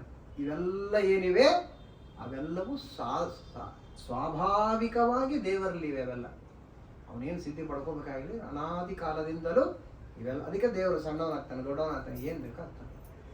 ಅವ್ನು ಹೇಳೋರು ಯಾರು, ಕೇಳೋರು ಯಾರು, ಹಂಗಿದ್ದಂತೆ. ಆಶಯ, ಆಶ್ರಯ ಅನ್ನುವುದು ಆ ರೀತಿಯಲ್ಲಿ ಪ್ರಯೋಗ ಮಾಡಿದ್ದಾರೆ. ಎಲ್ಲರಿಗೂ ಅವನೇ ಆಶ್ರಯ. ಅವನಿಲ್ಲ ಅಂದ್ರೆ ಜಗತ್ತೇ ನಿಲ್ಲತಕ್ಕಂಥದ್ದಿಲ್ಲ. ದೇವರು ಸರದ ಅಂದ್ರೆ ಜಗತ್ ದಪ್ಪ ಅಂತ ಬಿದ್ದುಬಿಡ್ತಾ ಇತ್ತು. ಆದ್ರೆ ಬೀಳದಂತೆ ನೋಡ್ಕೊಳ್ತಾನೆ ಪರಮಾತ್ಮ. ಈ ಮೈಕ್ ಯಾಕೆ ಹಿಂಗ್ ನಿಂತದೆ? ಇದೇ ಆಕಾರದಲ್ಲಿ ನಾನು ಕರ್ಚೀಫನ್ನ ಈ ತರ ಮಾಡಿಟ್ರೆ ಕರ್ಚೀಫ್ ಟಕ್ ಅಂತ ಕೆಳ ಬೀಳುತ್ತೆ ಅಲ್ವಾ? ಪೇಪರ್ ಈ ಆಕಾರದ ಮೇಲೆ ಪೇಪರ್ ಕೆಳ ಬೀಳುತ್ತೆ. ಆದ್ರೆ ಇದೇ ಯಾಕೆ ನಿಂತಿದೆ ಹಿಂಗೆ ಅಂತಂದ್ರೆ ದೇವರು ಈಗ ಆಕಾರದಲ್ಲಿ ಒಳಗಿದ್ದು ಇದು ಹೀಗೆ ನಿಂತಿರ್ಲಿ ಅಂತ ಸಂಕಲ್ಪ ಮಾಡ್ತಾನೆ, ಅದು ನಿಲ್ತದೆ. ತಿಳ್ಕೊಳ್ರಿ, ನಿಮ್ಮದು ಆಚಾರ್ಯ ಎಷ್ಟು ಹೇಳ್ತಾರೆ, ದೇವರು ಇದು ಹೀಗೆ ನಿಲ್ಲಬೇಕು ಅಂತ ಅದರೊಳಗೆ ಆ ಆಕಾರದಲ್ಲಿದ್ದು ಇದು ಹೀಗೆ ನಿಂತಿರಬೇಕು ಅಂತ ಒಳಗೆ ಸಂಕಲ್ಪ ಮಾಡ್ತಾನೆ ದೇವರು. ಇದು ಬೀಳಬೇಕು ಅಂತ ದೇವರು ಸಂಕಲ್ಪ ಮಾಡಿ ಬಿದ್ಬಿಡ್ತು, ಭೂಕಂಪ ಆಗತ್ತಲ್ಲ. ಈಗ ದೇವರ ಅದ್ಭುತವಾಗಿರ್ತಕ್ಕಂಥ ವಿಚಾರ. ಭೂಕಂಪವಾಗಿ ಇದನ್ನು ಬೀಳಿಸೋದು ಬೇರೆ, ಇದ್ರ ಒಳಗೆ ಈ ರೂಪದಿಂದ ಏನಿರ್ತಾನ ದೇವರು, ಆ ದೇವರ ಇದು ಬೀಳ್ಲಿ ಅಂತ ಸಂಕಲ್ಪ ಮಾಡಿದ್ರೆ ಖರ್ಚು ಹೇಗೆ ಕೆಳಗೆ ಬೀಳ್ತದೆ ಹಂಗೆ ಬಿದ್ಬಿಡ್ತದೆ, ಇದೇ ಬೀಳ್ತದೆ. ಹಂಗೆ ಹೇಳಿದ್ರು, ಅದೇ ಮಹಿಮಾ. ಕೆಳಗಡೆ ಭೂಕಂಪ ಮಾಡಿದ್ರೆ ಬೀಳಿಸೋದು ಅದಲ್ಲ, ಇದೇ ಬಿದ್ದುಬಿಡ್ತದೆ. ಕಬ್ಬಿಣ ಆಗಿ ನಿಂತಿದೆ ಇದು ಅಂದರೂ ಕೂಡ ಇದು ಬೀಳುತ್ತದೆ. ಸೆಂಟರ್ ಆಫ್ ಗ್ರಾವಿಟಿ ಅಂತ ಇಲ್ಲ, ಸೆಂಟರ್ ಆಫ್ ಗ್ರಾವಿಟಿ ಇದು ಇನ್ ಸ್ವಲ್ಪ ನಾ ಮುಂದಕ್ಕೆ ಬಂದ್ರೆ ಇದು ಮುಂದಕ್ಕೆ ಬೀಳ್ತದೆ, ಅದಲ್ಲ. ಅದನ್ನ ಸ್ವಲ್ಪ ಹಿಂದಕ್ಕೆ ಮಾಡಿ ಎಲ್ಲ ಮಾಡಿದ್ರೆ ಅದು ನಿಲ್ತದೆ ಸರಿಯಾಗಿ. ಅಂದ್ರೆ ಸೆಂಟರ್ ಆಫ್ ಗ್ರಾವಿಟಿ ಅಂತಕ್ಕಂಥದ್ದು ಕರೆಕ್ಟ್ ಆಗಿದ್ರೆ ಕರೆಕ್ಟ್ ಆಗಿ ನಿಲ್ತದೆ, ಯಾವುದೇ ವಸ್ತು ಆಗಲಿ. ಏನಂತೀರಿ ಪ್ರೊಫೆಸರ್? ಅಂದ ಮೇಲೆ CG, ನಾನು ಏನೋ ಸ್ವಲ್ಪ ಶಾರ್ಟ್ ಆಗಿ ಹೇಳಿದ್ರು ಅಷ್ಟೇ. ಸೆಂಟರ್ ಆಫ್ ಗ್ರಾವಿಟಿ CG ಅಂತ ಹೇಳಿದ್ರು. ಅಂದ್ರೆ ಅದೇನಿದೆಯಲ್ವಾ, ಅದು ದೇವರೇ ಮಾಡೋಣ ಅಂತ ಅರ್ಥ. ಆಶಯ, ಆಶ್ರಯ. ಸ್ಥಿತ, ಇನ್ನೊಂದು ಸುಂದರವಾದ ಶಬ್ದ. ಸ್ಥಿತ ಅಂತಂದ್ರೆ ಏನು ಅಂದ್ರೆ ಯಾವಾಗಲೂ ಇರುವವನು. ಅನಂತ ಕಾಲದಲ್ಲಿ ಕೂಡ ಸ್ಥಿತನಾಗಿದ್ದಾನೆ. ಯಾವ ವಸ್ತುಗಳ ವಿಯೋಗ ಅನ್ನೋದು ಅವನಿಗೆ ಇಲ್ಲೇ ಇಲ್ಲ. ಆದ ಕಾರಣ ಸರ್ವತ್ರ ಸ್ಥಿತ. ಎಲ್ಲ ಕಡೆ ದೇವರಿದ್ದಾನ ಮೇಲೆ ಎಲ್ಲ ವಸ್ತುಗಳ ಕಾಂಟ್ಯಾಕ್ಟ್ ಅವನಿಗೆ ಇದ್ದೇ ಇದೆ ಅಂತ ಅರ್ಥ. ಸಕಲ ವಸ್ತುಗಳಿಂದಲೂ ವಿಯೋಗ ಅನ್ನೋದು ದೇವರಿಗಿಲ್ಲ. ಯಾಕೆ ಎಲ್ಲ ಕಡೆ ದೇವರಿದ್ದಾನೆ. ಅಯೋಗ್ಯರ ಒಳಗೂ ದೇವರಿದ್ದಾನ್ರಿ, ದುರ್ಯೋಧನ ಒಳಗೂ ದೇವರೇ ಇದ್ದಾನೆ. ಎಲ್ಲ ಕಡೆ ಅವನು ಇಲ್ದೇ ಇರೋ ಸ್ಥಳದಲ್ಲಿ ಮಲಮೂತ್ರಗಳಲ್ಲಿ ಇದ್ದಾನೆ. ಮಲಮೂತ್ರಗಳಲ್ಲಿ ಅನಂತ ರೂಪದಿಂದಿದ್ದಾನೆ, ಒಂದೆರಡು ರೂಪ ಅಲ್ಲ. ಆದ್ರೆ ನಿರ್ಲಿಪ್ತ ಅವನು, ಅವನಿಗೆ ಯಾವುದು ಹತ್ತೋದೇ ಇಲ್ಲ, ಹಂಗಿದ್ದಾನೆ ದೇವರು. ಹೀಗೆ ಇಂತಹ ಮಹಾಮಹಿಮೋಪೇತನಾದ ಪರಮಾತ್ಮ ಎಲ್ಲರನ್ನು ತನ್ನೊಳಗಿಟ್ಟು ಸಲಹುವನೋ. ಅವರು ಯೋಗ್ಯರು ಅಯೋಗ್ಯರು, ಯೋಗ್ಯಾಯೋಗ್ಯರಾಗಿರತಕ್ಕಂಥವರು ಯಾರ್ಯಾರು ಇದ್ದಾರೆ, ಅನಂತ ಜೀವರನ್ನು ಎಲ್ಲರನ್ನೂ ಕೂಡ ತನ್ನೊಳಗಿಟ್ಟುಕೊಂಡು ಎಲ್ಲರನ್ನು ಕಾಪಾಡತಕ್ಕಂಥವರಾಗ್ತಾನೆ. ವಿಶೇಷವಾಗಿ ಪ್ರಳಯ ಕಾಲದಲ್ಲಿ ತನ್ನೊಳಗೆ ಉದರದೊಳಗೆ ಇಟ್ಟುಕೊಂಡು ಕಾಪಾಡುತ್ತಾನೆ. ಹೊರಗು ಹಾಕಿದಾಗ ಇಡೀ ಆಗಿರ್ತಕ್ಕಂಥ ಜಗತ್ ಸೃಷ್ಟಿ ಮಾಡಿದ ಮೇಲೂ ಕೂಡ ಅವನ ಒಳಗಡೆ ನಾವಿರತಕ್ಕಂಥದ್ದು. ಇಷ್ಟೊತ್ತರ ಎಲ್ಲ ಕಡೆ ವ್ಯಾಪ್ತನಾಗಿದ್ದಾನೆ ದೇವರ ಮೇಲೆ, ಅವನ ಒಳಗಡೆ ನಾವೆಲ್ಲ ಇದ್ದಿರತಕ್ಕಂಥವರಾಗಿದ್ದೇವೆ. ಇದು ದೇವರ ಮಹಿಮಾ ಎಂಬುದಾಗಿ. ಈ ಸಮಸ್ತ ಜಗತ್ತಿನೊಳಗೆ ಆಕಾಶದೊಳಗೆ ಇರುತಿಪ್ಪ ವ್ಯಾಪ್ತ ಆವೇಶನು ಅವತಾರ ಅಂತರಾತ್ಮಕನಾಗಿ ಪರಮಾತ್ಮ ನಾಶರಹಿತ ಜಗತ್ತಿನೊಳಗೆ ಅವಕಾಶದನು ತಾನಾಗಿ ಯೋಗೀಶ ಆಶಯ ಸ್ಥಿತ ತನ್ನೊಳಗೆ ಎಲ್ಲರನ್ನು ಇಟ್ಟು ಸಲಹುವನೋ. ಅಂತರ್ಯಾಮಿ ರೂಪ ಎಲ್ಲಿ ತಗೋಬೇಕು? ಅಂತರ್ಯಾಮಿ ನಮ್ಮ ಒಳಗಡೆ ಇದ್ದಲ್ಲ ರೂಪ, ಅದನ್ನ ಅಂತ ಇದೆಲ್ಲ ತಗೋಬೇಕು. ನಮ್ಮ ಒಳಗಡೆ ರೂಪ ಪರಮಾತ್ಮ ಬಿಂಬ ರೂಪ ಇದ್ದಲ್ಲ, ಆ ನಮ್ಮೊಳಗಿರತಕ್ಕಂಥ ಪರಮಾತ್ಮ ರೂಪ ಸರ್ವತ್ರ ವ್ಯಾಪ್ತ. ಅದು ಕೂಡ ಆದ್ರೂ ಸ್ಪೆಷಲ್ ಆಗಿ ಜೀವನ ಒಳಗಡೆ ಅವನಿಗೆ ಬಿಂಬನಾಗಿ ಆ ಪರಮಾತ್ಮನಾಗಿರ್ತಕ್ಕಂಥವ್ರು ಇರ್ತಾನೆ. ಅದರಲ್ಲಿಯೂ ಎಲ್ಲ ಕಡೆ ವ್ಯಾಪ್ತ. ಅದು ಕೂಡ ಜೀವ ನಾವು ವ್ಯಾಪ್ತರಲ್ಲ, ಆದರೆ ಆ ಒಂದು ಪರಮಾತ್ಮನ ರೂಪ ಏನಿದೆ ಅದರೊಳಗೆ ಅದು ಅಚಿಂತ್ಯ. ಅದು ಹೇಗೆ ಅಂತ ನಮಗೆ ಚಿಂತನೆಗೆ ಬರತಕ್ಕಂಥದ್ದಿಲ್ಲ. ಒಟ್ಟಾರೆ ಯಾವುದೇ ರೂಪ ಆಗಲಿ ಅದು, ಯಾವ ಭಗವಂತನ ರೂಪವಾದರೂ ಅದು ಸರ್ವತ್ರ ವ್ಯಾಪ್ತ, ಅದು ಪರಿಪೂರ್ಣ. ದೇವರಲ್ಲಿ ಭೇದನೇ ಇಲ್ವಲ್ಲ, ರೂಪಗಳಿಗೆ ಭೇದ ಇಲ್ಲ. ನನ್ನ ಬಿಂಬರೂಪಿಗೆ ನಿಮ್ಮ ಬಿಂಬರೂಪಿಗೂ ಭೇದ ಇಲ್ಲ. ಆದರೆ ನನ್ನ ಬಿಂಬರೂಪಿಯಾದ ಪರಮಾತ್ಮ ಅದು ನನ್ನ ಒಳಗೆ ಇರ್ತಾನಷ್ಟೆ, ಅಧಿಷ್ಠಾನದ ಒಳಗಿರ್ತಾನೆ, ಆದರೂ ಸರ್ವತ್ರ ವ್ಯಾಪ್ತನಾಗಿರ್ತಾನೆ. ಅದು ಹೇಗೆ? ಅದು ದೇವರ ಮಹಿಮಾ ಅಷ್ಟೆ. ಅದು ಲಕ್ಷ್ಮೀ ದೇವಿಗೂ ಪೂರ್ಣ ಅರ್ಥ ಆಗುತ್ತೆ. ದಾರುಪಾಶ, ಮುಂದಿನ ಮತ್ತೊಂದು ಸುಂದರವಾದ ಶಬ್ದ, ದಾರುಪಾಷಾಣ ಗತಪಾವಕ ಬೇರೆ ಬೇರೆ ಇಪ್ಪಂತೆ. ಮುಂದೆಲ್ಲ ಹೇಳ್ತಾರೆ ಕರ್ಮ ವಿಮೋಚನ ಸಂಧಿಗೂ ಇದಕ್ಕೆ ಏನು ಸಂಬಂಧ ಅಂತ ಪ್ರಶ್ನೆ ಬರ್ತದೆ ಇಲ್ಲಿ. ಇದೆಲ್ಲದು ಭಗವದ್ ಜ್ಞಾನ ಮೊದಲು ಮಾಡಿಕೊಟ್ಟು ಇಂತಹ ಭಗವಂತ ಅಂತ ತಿಳ್ಕೊಂಡು ಭಗವಂತನ ಗುಣಗಳ ಅನುಸಂಧಾನವನ್ನ ಮಾಡ್ತಾ ಆ ಕರ್ಮಗಳನ್ನು ನಾವು ಮಾಡಿ ಅಲ್ಲಲ್ಲಿದ್ದು ದೇವರು ನನ್ನಿಂದ ಆ ಕರ್ಮ ಮಾಡಿಸ್ತಾ ಇರ್ತಾನೆ ಅಂತ ತಿಳ್ಕೊಂಡು ಆ ಕರ್ಮವನ್ನು ದೇವರಿಗೆ ಸಮರ್ಪಣೆಯನ್ನ ಮಾಡಿದ್ರೆ ಕರ್ಮ ನಮಗೆ ಹತ್ತೋದಿಲ್ಲ. ಕರ್ಮವೇ ಬಂಧಕ ಅಂತ ಮೊದಲೇ ಹೇಳಿದ್ದೇನೆ. ಅದಕ್ಕಿದೆಲ್ಲ ಪೋಷಕವಾಗಿ ಈ ಜ್ಞಾನ ಇಲ್ಲದೆ ಕರ್ಮ ಮಾಡಿದ್ರೆ ಉಪಯೋಗ ಇಲ್ಲ. ಏನ್ ಆಚಾರ್ಯ ಇವತ್ತು ನಿಮ್ಮ ಪವಮಾನ ಹೋಮ ಅಂತ ಏನ್ ಗಲಾಟೆ ಮನೆಯಲ್ಲ, ಮನೆ ತುಂಬಾ ಹೋಗಿ ಕಣ್ಣ ಮುಗ್ರಾಗ ನೀರು ಯಾವಾಗ ಮುಗಿಸ್ತಾರಪ್ಪ ಈ ಆಚಾರರು, ಹೊಗೆ ಹತ್ಬಿಡ್ತದೆ ನೋಡ್ರಿ. ಆ ಕಟ್ಟಿಗೆನೂ ಹಂಗೆ ಇರ್ತವೆ, ಆ ತುಪ್ಪನೂ ಹಂಗೆ ಇರ್ತದೆ, ಏನು ವಿಚಿತ್ರ ಇದೆ. ಬಟ್ ಕಣ್ಣ ಮುಗ್ನ ನೀರು. ನಮಗೆ ಮಂತ್ರ ಅರ್ಥ ಗೊತ್ತಿಲ್ಲ, ಆಚರಣೆ ಅಂತೂ ಏನಿಲ್ವೇ ಇಲ್ಲ, ಜ್ಞಾನ ಅಂತೂ ಎಲ್ಲಿ ಕನಸಿನಲ್ಲಿ ಜ್ಞಾನ ಇಲ್ಲ, ಸುಮ್ಮನೆ ಮಾಡ್ತೀವಿ ಅಷ್ಟೆ ಅಲ್ವಾ. ಹಂಗೆ ಮಾಡಬಾರದು ಅಂತ. ಕರ್ಮಗಳನ್ನು ಮಾಡುವಾಗ ಭಗವಂತನ ಚಿಂತನೆ ಬರಬೇಕು. ಹೆಂಗಿದ್ದಾನೆ, ಎಲ್ಲೆಲ್ಲಿದ್ದಾನೆ, ಯಾವ್ಯಾವ ಆಕಾರದಲ್ಲಿದ್ದಾನೆ, ದೇವರ ಬಗ್ಗೆ ಚಿಂತನೆಯನ್ನ ಮಾಡ್ತಾ ಯಾವುದೇ ಕರ್ಮವನ್ನ ಮಾಡಿದರೂ ಕೂಡ ಮಾಡಿದ ಕರ್ಮವನ್ನ ನಿಷ್ಕಾಮದಿಂದ ಮಾಡಿ ಒಳಗೆ ದೇವರು ನಿಂತು ಮಾಡಿ, ಇದೆಲ್ಲ ಮುಂದೆ ಹೇಳ್ತಾರೆ, ಒಳಗೆ ನಿಂತು ಮಾಡಿ ಮಾಡಿಸ್ತಾ ಇದ್ದಾನೆ ಅನ್ನೋ ಅನುಸಂಧಾನದಿಂದ ಮಾಡಿ ಮಾಡಿದ ಕರ್ಮವನ್ನ ದೇವರಿಗೆ ಹೆಂಗ್ ಸಮರ್ಪಣೆ ಮಾಡಬೇಕು ಅಂತಲೂ ಶಾಸ್ತ್ರ ಹೇಳ್ತಾರೆ. ಆ ಪ್ರಕಾರ ಶಾಸ್ತ್ರೀಯವಾಗಿ ದೇವರಿಗೆ ಕರ್ಮಗಳನ್ನು ಸಮರ್ಪಣೆ ಮಾಡಿಬಿಟ್ರೆ ಮುಗಿತು ನಮ್ಮ ಕೆಲಸ. ಆ ಕರ್ಮ ನಮಗೆ ಬಂಧಕವಾಗುವುದಿಲ್ಲ.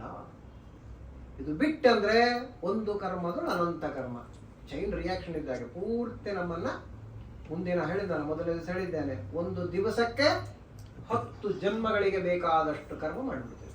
ಒಂದು ದಿವಸಕ್ಕೆ 10 ಜನ್ಮಕ್ಕೆ ಬೇಕಾದಷ್ಟು ಕರ್ಮ ಈ ಜೀವ ಮಾಡ್ತಾನೆ ಅಂತ ಶ್ರೀಮದಾಚಾರ್ಯ ಹೇಳಿದ್ದಾರೆ. ಇನ್ನು ಮುಂದಿನ ದಾರು ಪಾಷಾಣ ಗತ ಪಾವಕ ಬೇರೆ ಬೇರೆ ಇಪ್ಪಂತೆ ಕಾರಣ ಕಾರ್ಯಗಳ ಒಳಗಿದ್ದು ಕಾರ್ಯಕಾರಣನೆಂದೆನಿಸಿ ತೋರಿಕೊಳ್ಳದೆ ವ್ಯಾಪಾರ ಮಾಡುವ ಯೋಗ್ಯತೆಗಳ ಅನುಸಾರ ಫಲಗಳನ್ನು ಉಣಿಸಿ ಸಂತೈಸುವ ಕೃಪಾ ಸಾಂದ್ರ. ಶಾಸ್ತ್ರ ಅದ ಹೇಳ್ತಾರಲ್ಲ, ಶಾಸ್ತ್ರ ಹೇಗಿದೆ ಅಂದ್ರೆ ಜೇನು ಗೂಡಿದ್ದ ಹಾಗೆ, ಅದನ್ನು ಹಿಂಡಿದ್ರೆ ಜೇನು ತುಂಬ ಸುರಿದ ಹಂಗ ಸುರಿಸ್ಬಿಟ್ಟಾರ, ಅವರು ಹಿಂಡೆ ಇಟ್ಬಿಟ್ಟಾರ ಮಹಾನುಭಾವ. ಹಿಂದೆ ನುಡಿಲಿ ಹೇಳಿದ್ರು ಸರ್ವತ್ರ ವ್ಯಾಪ್ತನಾಗಿದ್ದಾನೆ ದೇವರು ಅಂತ ಹೇಳಿದ್ರು, ಎಲ್ಲದಕ್ಕೂ ಆಧಾರನಾಗಿದ್ದಾನೆ ಪರಮಾತ್ಮ ಅಂತ ಹೇಳಿ ಆಶಯ ಸ್ಥಿತ ಅಂತ ಹೇಳಿದ್ರು. ಅಲ್ಲಿ ಎಲ್ಲ ಕಡೆ ವ್ಯಾಪ್ತನಾಗಿದ್ದಾನೆ ಪರಮಾತ್ಮ, ಎಲ್ಲರಿಗೂ ಎಲ್ಲ ವಸ್ತುಗಳಿಗೂ ಆಧಾರನಾಗಿದ್ದಾನೆ.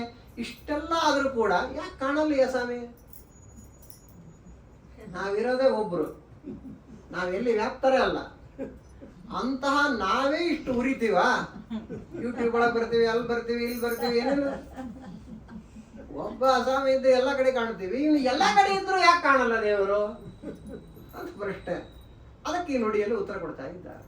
ಎಲ್ಲ ಉಪನಿಷತ್ತಿನ ಸಾರಗಳೇ. ಇದನ್ನ ಶ್ವೇತಕೇತು ಉದ್ದಾಲಕರು ಅಂತಿದ್ದಾರೆ. ಉದ್ದಾಲಕರ ಮಗ ಶ್ವೇತಕೇತು 12 ವರ್ಷಗಳ ಕಾಲ ವಿದ್ಯಾಭ್ಯಾಸವನ್ನ ಮಾಡಿ ಮನೆಗೆ ಬಂದ. ಅವನು ಬಂದಿದ್ದು ಬರೋ ಸ್ಟೈಲ್ ಇರ್ತದೆ ನೋಡ್ರಿ, ಅದನ್ನ ನೋಡಿ ಅವರ ಅಪ್ಪ ಗೊತ್ತಾಯಿತು ಇವನಿಗೆ ಗರ್ವ ಬಂದಿದೆ. 12 ವರ್ಷ ಅದು ವಿದ್ಯಾಭ್ಯಾಸ ಮಾಡಿ ನಾ ಪಂಡಿತನಾಗಿ ಸುಧಾ ಪಂಡಿತನಾಗಿ ನಾ ಅವನಿಗೆ ಬಂದೇನೆ ಅಂತ ಒಂದು ಗರ್ವ ಇರ್ತಲ್ಲ, ಅದನ್ನು ನೋಡಿದರು ಅವರು. ನೋಡಿ ಅನೇಕ ಪ್ರಶ್ನೆಗಳನ್ನು ಮಾಡ್ತಾರೆ ಅವರು. ಸಾಕಷ್ಟು ವಿಷಯ ಬಿಟ್ಬೋಣ. ಅಲ್ಲಿ ಏನು ಹೇಳ್ತಾರೆ ಅಂತಂದ್ರೆ, ಶ್ವೇತಕೇತುವಿನಾಗಿರ್ತಕ್ಕಂಥವನ ಪ್ರಶ್ನೆ ಅಂದ್ರೆ ಮೊದಲು ಹೇಳ್ತಾರೆ, ಯಾವುದನ್ನ ತಿಳಿದ್ರೆ ಎಲ್ಲವನ್ನೂ ತಿಳಿದಕ್ಕಂಥದ್ದಾಗಿದೆ ಅದನ್ನು ತಿಳ್ಕೊಂಡಿಯಾ ಅಂತ ಕೇಳ್ತಾರೆ. ಅವನಿಗೆ ಪ್ರಶ್ನೆ ಅರ್ಥ ಆಗೋದಿಲ್ಲ, ಕೂಡು ಅಂತಾರೆ. ಕೂತ ಮೇಲೆ ಅವನಿಗೆ ಹೇಳ್ತಾ ಹೋಗ್ತಾರೆ. ದೊಡ್ಡದಾಗಿರ್ತಕ್ಕಂಥ ಕಥೆ ಇದೆ, ಇಲ್ಲಿಗೆ ಎಷ್ಟು ಬೇಕೋ ಅಷ್ಟು ತಗೊಳ್ಳೋಣ. ಆವಾಗ ಶ್ವೇತಕೇತು ಪ್ರಶ್ನೆ ಮಾಡಿದ್ದಾನೆ.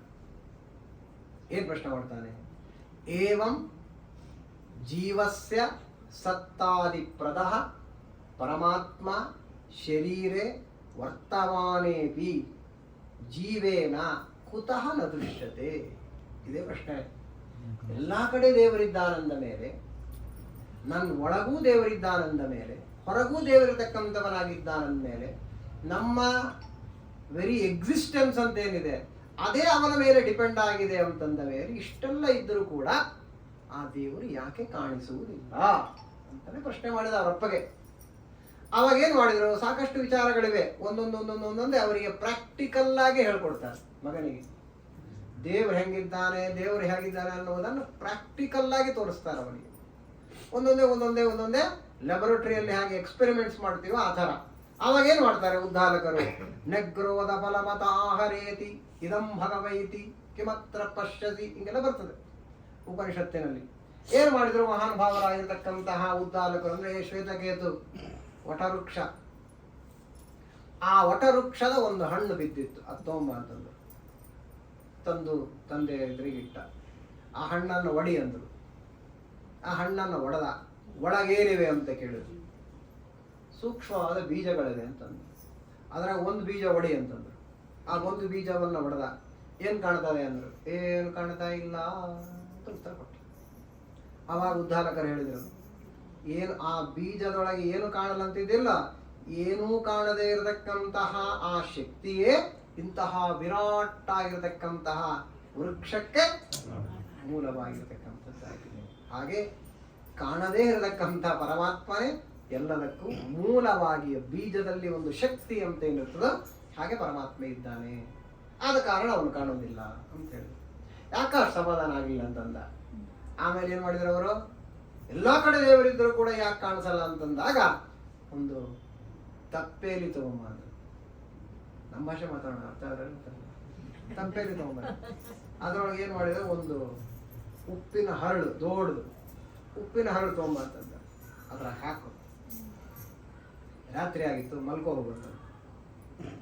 ಬೆಳಗಾಯ್ತು. ಬೆಳಗಾದ್ಮೇಲೆ ಕರೆದ ಮಗನನ್ನ, ನಿನ್ನೆ ಆ ಉಪ್ಪಿನ ಹರಳು ನೀರ್ನ ಹಾಕಿದಲ್ಲ, ಅದು ತಕ್ಕೊಡು ಅಂತಂದ್ರು. ಏನ್ ತಕ್ಕೊಡ? ಕೈ ಆಡಿಸಿದ ಎಲ್ಲಿ ಉಪ್ಪಿಲ್ಲ, ಕರಗೋಗ್ಬಿಟ್ಟಿದೆ ಅಂತ ಅರ್ಥ. ಗೊತ್ತಾಯ್ತಿಲ್ಲ? ಅವಾಗ ಏನಂದ್ರೆ ಅವರು, ಅಸ್ಯ ಅತ್ಯಾದಾಚಾಮೇತಿ ಕಥಮಿತಿ ಲವಣಮಿತಿ ಅಂತ್ಯಾದಾಚಾಮೇತಿ ಅಂದ್ರು. ಅವಾಗ ಏನ್ ಮಾಡಿದ್ರು? ಆ ತಪ್ಪೆಯಲ್ಲಿ ನೀರಿತ್ತಲ್ಲ, ಅದ್ರೊಳಗಡೆ ಉತ್ತರ ದಕ್ಷಿಣ ಪೂರ್ವ ಮಧ್ಯ 4 ದಿಕ್ಕುಗಳು ಅಲ್ಲಲ್ಲಿ ಒಂದು ಚೂರು ಚೂರು ಆಚಮನ ಮಾಡೋದ್ರು. ಆಚಮನ ಮಾಡ್ದ. ನೀರ್ ಹೆಂಗದ ಅಂತ ಕೇಳಿದ್ರೆ ಉಪ್ಪದೆ ಅಂತಂದ. ಅಂದ ಮೇಲೆ ಆ ನೀರಿನಲ್ಲೆಲ್ಲ ಆ ಉಪ್ಪಿನ ಅಂಶ ಹರಡಿಕೊಂಡಿದೆ, ಆದ್ರೆ ಉಪ್ಪು ಕಾಣೋದಿಲ್ಲ. ಹಾಗೆ ದೇವರು ಎಲ್ಲ ಕಡೆ ಇದ್ದರೂ ಅವನು ಕಾಣೋದಿಲ್ಲ. ಹೆಂಗ್ ತಿಳ್ಕೋಬೇಕಂದ್ರೆ ಆಚಮನ ಮಾಡಿದಾಗ ಅದರ ಅನುಭವ ಬರ್ತದೆ. ಉಪ್ಪುಪ್ಪಾಗಿದೆ ಮತ್ತೆ ಉಪ್ಪು ಕಾಣಲ್ಲ ಅಲ್ಲಿ ಕೂಡ, ಅದರ ಅನುಭವ ಬರ್ತದೆ. ಉಪ್ಪಿದೆ ಉಪ್ಪಿದೆ ಉಪ್ಪಿದೆ ಅಂತ. ಹಂಗೆ ಶಾಸ್ತ್ರ ಹೇಳಿದಂತೆ ಶ್ರವಣ ಮನನ ನಿಧಿಧ್ಯಾಸನಗಳನ್ನ ಸಾಧನ ಮಾಡ್ಕೊಂತ ಹೋದಾಗೆಲ್ಲ ಎಲ್ಲ ಕಡೆ ದೇವರಿದ್ದಾನೆ ಅನ್ನುವ ಅನುಭವ ಬರುತ್ತೆ ನಮಗೆ. ಕಾಣದೇ ಇದ್ದರೂ ದೇವರ ಅಸ್ತಿತ್ವದ ಅನುಭವ ಬರುತ್ತೆ ಅಂತ ಅಲ್ಲಿ ಉತ್ತರವನ್ನು ಹೇಳಿದ್ದಾರೆ. ಅದೇ ವಿಚಾರವನ್ನೇ ಜಗನ್ನಾಥದಾಸರು ನಮಗೆ ತಿಳಿಯುವ ಹಾಗೆ ಇಲ್ಲಿ ದಾರು ಪಾಷಾಣ ಗತ ಪಾವಕ. ದಾರು ಅಂದ್ರೆ ಕಟ್ಟಿಗೆ, ಪಾಷಾಣ ಅಂದ್ರೆ ಕಲ್ಲು. ಕಟ್ಟಿಗೆ ಒಳಗಡೆ ಅಗ್ನಿ ಇರುತ್ತೆ.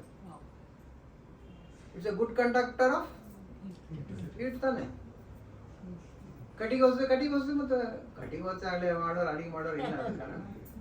ಕಟ್ಟಿಗೆ ಒಳಗೆ ಅಗ್ನಿ ಇದೆ, ಕಲ್ಲಿನ ಒಳಗೆ ಅಗ್ನಿ ಇದೆ. ಹೆಂಗ್ ಗೊತ್ತಾಗ್ತದೆ? ಕಲ್ಲೊಳಗೆ 2 ಕಲ್ಲು ತಗೊಂಡು ಉಜ್ರಿ, 2 ಕಲ್ಲನ್ನ ಗಟ್ಟಿಯಾಗಿ ನಾವು ಘರ್ಷಣೆ ಮಾಡಿದ್ರೆ ಬಿಸಿ ಆಗ್ತವೆ 2 ಕಲ್ಲು. ಹಾಗಾದ್ರೆ ಅಲ್ಲಿ ಏನಿದೆ? ಅಗ್ನಿ ಇದೆ ಒಳಗಡೆ. ದಾರು ಪಾಷಾಣ ಗತ ಅಂದ್ರೆ ಒಳಗಿರ್ತಕ್ಕಂಥದ್ದು. ದಾರು ಪಾಷಾಣ ಗತ ಪಾವಕ, ಪಾವಕ ಅಂದ್ರೆ ಅಗ್ನಿ. ಬೇರೆ ಬೇರೆ ಇಪ್ಪಂತೆ,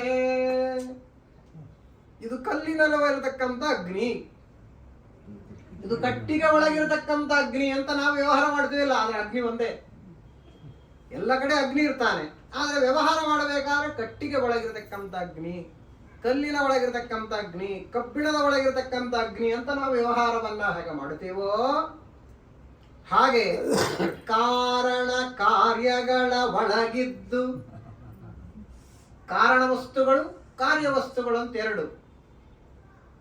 ಉದಾಹರಣೆಗೆ ಗಡಿಗೆ ಮಾಡ್ತಾನೆ ಕುಂಬಾರ, ಎ ಪಾಟ್ ಮೇಕರ್. ಗಡಿಗೆ ಮಾಡಬೇಕಾದ್ರೆ ಏನ್ ಬೇಕು ಅವನಿಗೆ? ಮಣ್ಣು ಬೇಕು. ಮಣ್ಣು ಕಾರಣ, ಗಡಿಗೆ ಕಾರ್ಯ. ಆಗ್ತಾ ಇದೆಯಾ? ಮಣ್ಣು ಕಾರಣ, ಗಡಿಗೆ ಅನ್ನುವುದು ಕಾರ್ಯ. ದೇವರು ಏನಿದ್ದಾನೆ ಅವನು ಕಾರಣನೂ ಹೌದು, ಅವನು ಕಾರ್ಯವೂ ಹೌದಂದು. ಆ ರೀತಿಯಲ್ಲಿ ಪ್ರಕೃತಿಗೂ ಆ ಮಹಿಮೆ ಇದೆ. ಪ್ರಕೃತಿ ಏನದಲ್ಲ, ಅದು ಕಾರ್ಯಕಾರಣ ರೂಪವಾಗಿದೆ.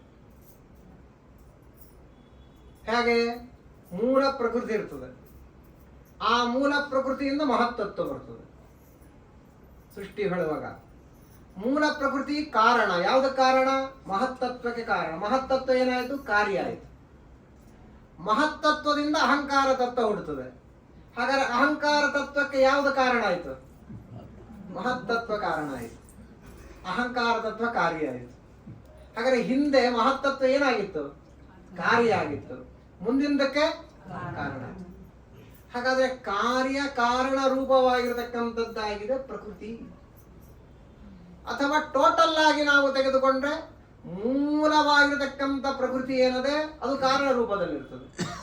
ಅದೇ ಬ್ರಹ್ಮಾಂಡವಾದಾಗ ಕಾರ್ಯ ರೂಪದಲ್ಲಿರ್ತದೆ. ಹಾಗಾಗಿ ಕಾರ್ಯ ರೂಪದಲ್ಲಿ ಅನಿತ್ಯ, ಕಾರಣ ರೂಪದಲ್ಲಿ ನಿತ್ಯ. ಹಾಗಾದ್ರೆ ನಿತ್ಯಾನಿತ್ಯವಾಗಿರತಕ್ಕಂಥದ್ದಾಗಿದೆ ಪ್ರಕೃತಿ ಅಂತ ಏನು ಕರಿತೇವಲ್ವಾ. ಹಾಗೆ ಇಲ್ಲಿ ಬೇರೆ ಬೇರೆ ಇಪ್ಪಂತೆ ಕಾರಣ ಕಾರ್ಯಗಳ ಒಳಗಿದ್ದು ಕಾರ್ಯಕಾರಣನೆಂದೆನಿಸಿ. ಕಾರಣ ವಸ್ತುಗಳ ಒಳಗೂ ಇದ್ದಾನೆ, ಕಾರ್ಯ ವಸ್ತುಗಳ ಒಳಗೂ ಇದ್ದಾನೆ. ಆದ ಕಾರಣ ದೇವರಿಗೇನೆ ಕಾರಣ ಕಾರ್ಯ ಅಂತ ದೇವರು. ಯಾಕಂದ್ರೆ ಕಾರಣ ವಸ್ತುಗಳ ಒಳಗಿದ್ದು ಅದನ್ನ ಪ್ರಚೋದನೆಯನ್ನ ಮಾಡುವವನು ದೇವರೇ. ಕಾರ್ಯ ವಸ್ತುಗಳ ಒಳಗಿದ್ದು ಅದರಿಂದ ಆಗತಕ್ಕಂಥ ಏನೇನು ಕಾರ್ಯಗಳಾಗ್ತವೆ ಅದನ್ನ ನಿಯಮನ ಮಾಡುವವನು ಅವನೇ. ಆದ ಕಾರಣ ಅವನಿಗೆ ಕಾರ್ಯನೂ ಅಂತಾರೆ, ಅವನಿಗೆ ಕಾರಣನೂ ಅಂತಾರೆ. ಎರಡರಿಂದಲೂ ದೇವರನ್ನು ಕರೀಲಿಕ್ಕೆ ಬರ್ತಾರೆ. ಕಾರ್ಯ ಕಾರಣನೆಂದೆನಿಸಿ ತೋರಿಕೊಳ್ಳದೆ. ಆದ್ರೂ ಅವ್ಯಕ್ತಾನೆ ಪರಮಾತ್ಮ, ಅವನ ಸ್ವಭಾವ ಅದು. ದೇವರು ಯಾಕ್ರಿ ಕಾಣಲ್ಲ ಅಂತ ಯಾರಾದ್ರೂ ಕೇಳಿದ್ರೆ, ಕಾಣದೇ ಇರುವ ವಸ್ತು ದೇವರಾದ ಕಾರಣ ಕಾರಣವಿಲ್ಲ. ಇಷ್ಟೇ ಸಿಂಪಲ್ ಆಗಿ ಉತ್ತರ. ಸಿಂಪಲ್ ಆಗಿರ್ತಕ್ಕಂಥ ಉತ್ತರ ಏನು? ಯಾಕೆ ದೇವರು ಕಾಣಲ್ಲ ಅಂದ್ರೆ ಅವನು ಕಾಣದೇ ಇರುವ ವಸ್ತು ಆದ ಕಾರಣ ಕಾಣಲ್ಲ. ಇಷ್ಟೇ ಉತ್ತರ ಕೊಡ್ಬೇಕು ನೋಡ್ರಿ. ಅಂದ ಮೇಲೆ ತೋರಿಕೊಳ್ಳದೆ ಅವ್ಯಕ್ತ ಸ್ವಭಾವದವನು ಪರಮಾತ್ಮ. ಅವನ ಸ್ವಭಾವವೇ ಅಂತದ್ದು. It is is innate nature. Innate nature ಅಂದ್ರೆ ಏನು? ಬರೀ ನೇಚರ್ ಅಲ್ಲ. ಇನ್ನೇಟ್ ನೇಚರ್ ಅಂದ್ರೆ ಸ್ವರೂಪಭೂತವಾಗಿರತಕ್ಕಂಥದ್ದು ಅಂತ. ಕಣ್ಣಿಗೆ ಕಾಣಿಸದೇ ಇರುವುದೇ ದೇವರ ಗುಣ. ಗೊತ್ತಾಯ್ತಿಲ್ವ? ಆದರೂ ಕಾಣುತ್ತಾನೆ. ಒಂದು ದೊಡ್ಡ ಚರ್ಚೆ ಇದು. ಯಾವುದು ಸುಲಭ ಅಂತ ತಿಳ್ಕೊಬೇಡ್ರಿ. ಇದೆಲ್ಲ ದೊಡ್ಡ ಚರ್ಚೆ ಇದು. ದೇವರ ಸ್ವಭಾವ ಅಂದ್ರೆ ದೇವರಂತೆ ಅರ್ಥ. ದೇವರ ಸ್ವಭಾವ ಅಂದ್ರೆ ದೇವರೇ. ಅವನ ಸ್ವಭಾವಕ್ಕೂ ವ್ಯತ್ಯಾಸ ಇಲ್ಲ. ಹಾಗಾದ್ರೆ ಅವ್ಯಕ್ತ ಅನ್ನುವುದು ದೇವರ ಸ್ವಭಾವ ಅಂತಂದ್ಮೇಲೆ ಅವ್ಯಕ್ತನಾಗಿರುವುದೇ ದೇವರ ಸ್ವಭಾವ ಅಂದಮೇಲೆ ಅದು ನಿತ್ಯವಾದದ್ದು. ಅದು ಪ್ರಕಟನಾಗಿ ಬಿಟ್ಟ ಅಂದ್ರೆ, ವ್ಯಕ್ತನಾಗಿ ಬಿಟ್ಟ ಅಂದ್ರೆ ಅವನ ಅವ್ಯಕ್ತ ಸ್ವಭಾವ ಹೊರಟೋಗ್ಬಿಡ್ತಲ್ಲ. ಒಂದು ಸಲ ವ್ಯಕ್ತ ಆಗಿಬಿಟ್ಟ ದೇವರಂದ್ರೆ ಅವನ ಅವ್ಯಕ್ತ ಅಂತ ಹೆಂಗೆ ಕರೆಯೋದು ಅವನನ್ನ? ಆದ್ರೆ ಅವ್ಯಕ್ತನೇ ಅವನ ಸ್ವಭಾವ ಅಂತ ಹೇಳ್ತಾ ಇದ್ದೀರಾ. ಅವನ ಸ್ವಭಾವ ಅಂದ್ರೆ ಅವನೇ. ಹಾಗಾದ್ರೆ ಅವ್ಯಕ್ತನಾಗಿ ಇರುವುದೇ ಅವನ ಸ್ವಭಾವ ಅಂದ್ಮೇಲೆ ಒಂದ್ಸಲ ವ್ಯಕ್ತ ಆಗಿಬಿಟ್ಟ ಅಂದ್ರೆ ಅವ್ಯಕ್ತ ಸ್ವಭಾವ ಹೊರಟೋಯ್ತಲ್ಲ. ದೊಡ್ಡ ಚರ್ಚೆ ಮಾಡಿದ್ದಾರೆ ಶಾಸ್ತ್ರದಲ್ಲಿ. ಅವನು ವ್ಯಕ್ತನಾದರೂ ಅವ್ಯಕ್ತ ಎಂಬುದಾಗಿನೇ ದೇವರನ್ನ ಕರಿಬೇಕು. ಹಾಗಾದ್ರೆ ಅವ್ಯಕ್ತ ಸ್ವಭಾವ ಅಂತಂದ್ಮೇಲೆ ವ್ಯಕ್ತ ಹೆಂಗಾದ ಅಂದ್ರೆ ಅಚಿಂತ್ಯ ಅದ್ಭುತ. ಅಚಿಂತ್ಯ ಅದ್ಭುತವಾದ ಶಕ್ತಿ ದೇವರಲ್ಲಿದೆ. ಆದ ಕಾರಣ ಅವನು ಲಕ್ಷ್ಮೀ ದೇವಿಗೆ ಪ್ರಕಟನಾಗ್ತಾನೆ, ತೋರ್ತಾನೆ. ಬ್ರಹ್ಮದೇವ್ ಮನಸ್ಸು ಮಾಡಿದ್ರೆ ಲಕ್ಷ್ಮೀ ದೇವಿಗೂ ತಾನು ತೋರದಂತೆ ಇರಬಹುದು. ಇಂಥ ಮಹಿಮೋಹಿತ ಪರಮಾತ್ಮ. ತೋರಿಕೊಳ್ಳದೆ ವ್ಯಾಪಾರ ಮಾಡುವ. ಯಾರೊಬ್ರು ಕೇಳಿದ್ರು ಟ್ರೈನ್ ಬರುವಾಗ, ಏನ್ರಿ ನಿಮ್ ದೇವರು, ಏನು ಉಪಯೋಗ ಇಲ್ಲ. ಈ ಸಿನಿಮಾ ಅದು ಯಾವ ಸಿನಿಮಾ ಹುಚ್ಚಂತ ಕಾಣ್ತಾವ್ರಿಗೆ ಅವ್ರು ಕೇಳಿದ್ರು ಪಾಪ. ಸಿನಿಮಾದಾಗೆ ಹಳೆ ಸಿನಿಮಾ ತಿಳ್ಕೊಳ್ರಿ, ಈ ಸಿನಿಮಾ ಅಲ್ಲ. ಹಳೆ ಸಿನಿಮಾದಾಗ ಎಲ್ಲ ಆದ್ಮೇಲೆ ಪೊಲೀಸರು ಬರ್ತಾರೆ, ಇಲ್ಲ ಕೊನೆಗೆ ಪೊಲೀಸ್ ಬಂದ್ಬಿಡ್ತಾರೆ. ಕಳತನ ಪಳತನ ಕೂನಿ ಪಾನಿ ಎಲ್ಲ ಕಟ್ಟಿ ಎಲ್ಲ ಆದ್ಮೇಲೆ ಕೊನೆಗೆ ಪೊಲೀಸರು ಬರ್ತಾರಲ್ಲ, ಹಂಗೆ ನಿಮ್ ದೇವ್ರು ಅಂತ ಒಬ್ರು ಯಾರು ಕೇಳಿದ್ರು ನನಗೆ ಪ್ರಶ್ನೆ. ಏನ್ ಕಷ್ಟಪಟ್ಟಾಗ ದೇವ್ರು ಬರ್ಬೇಕಪ್ಪ. ನಮ್ಗೆ ಯಾವ ಕಟ್ಟಿರ್ತಾವ ದೇವ್ರು ಬರೋದು, ಯಾವಾಗ ಒಂಥರ ದೇವ್ರು ಬರ್ತಾರೆ ಅಪರೋಕ್ಷಕ್ಕೆ ಹಾಕ್ತಾರೆ, ತೊಗೊಂಡು ಏನ್ ಮಾಡೋದು ಅವ್ರಿಗೆ ಅಂತ ಕೇಳಿದ್ರು ಪಾಪ. ಇದು ಅಜ್ಞಾನಿಗಳು ಮಾಡಿದ ಪ್ರಶ್ನೆ. ಅದು ಅದನ್ನೇ ಕೇಳ್ತಾರೆ. ಇಲ್ಲಿ ಹೇಳಿದ್ರೆ ಆಚಾರ ಅಂದ್ರೆ ಉತ್ತರ ಇದೆ.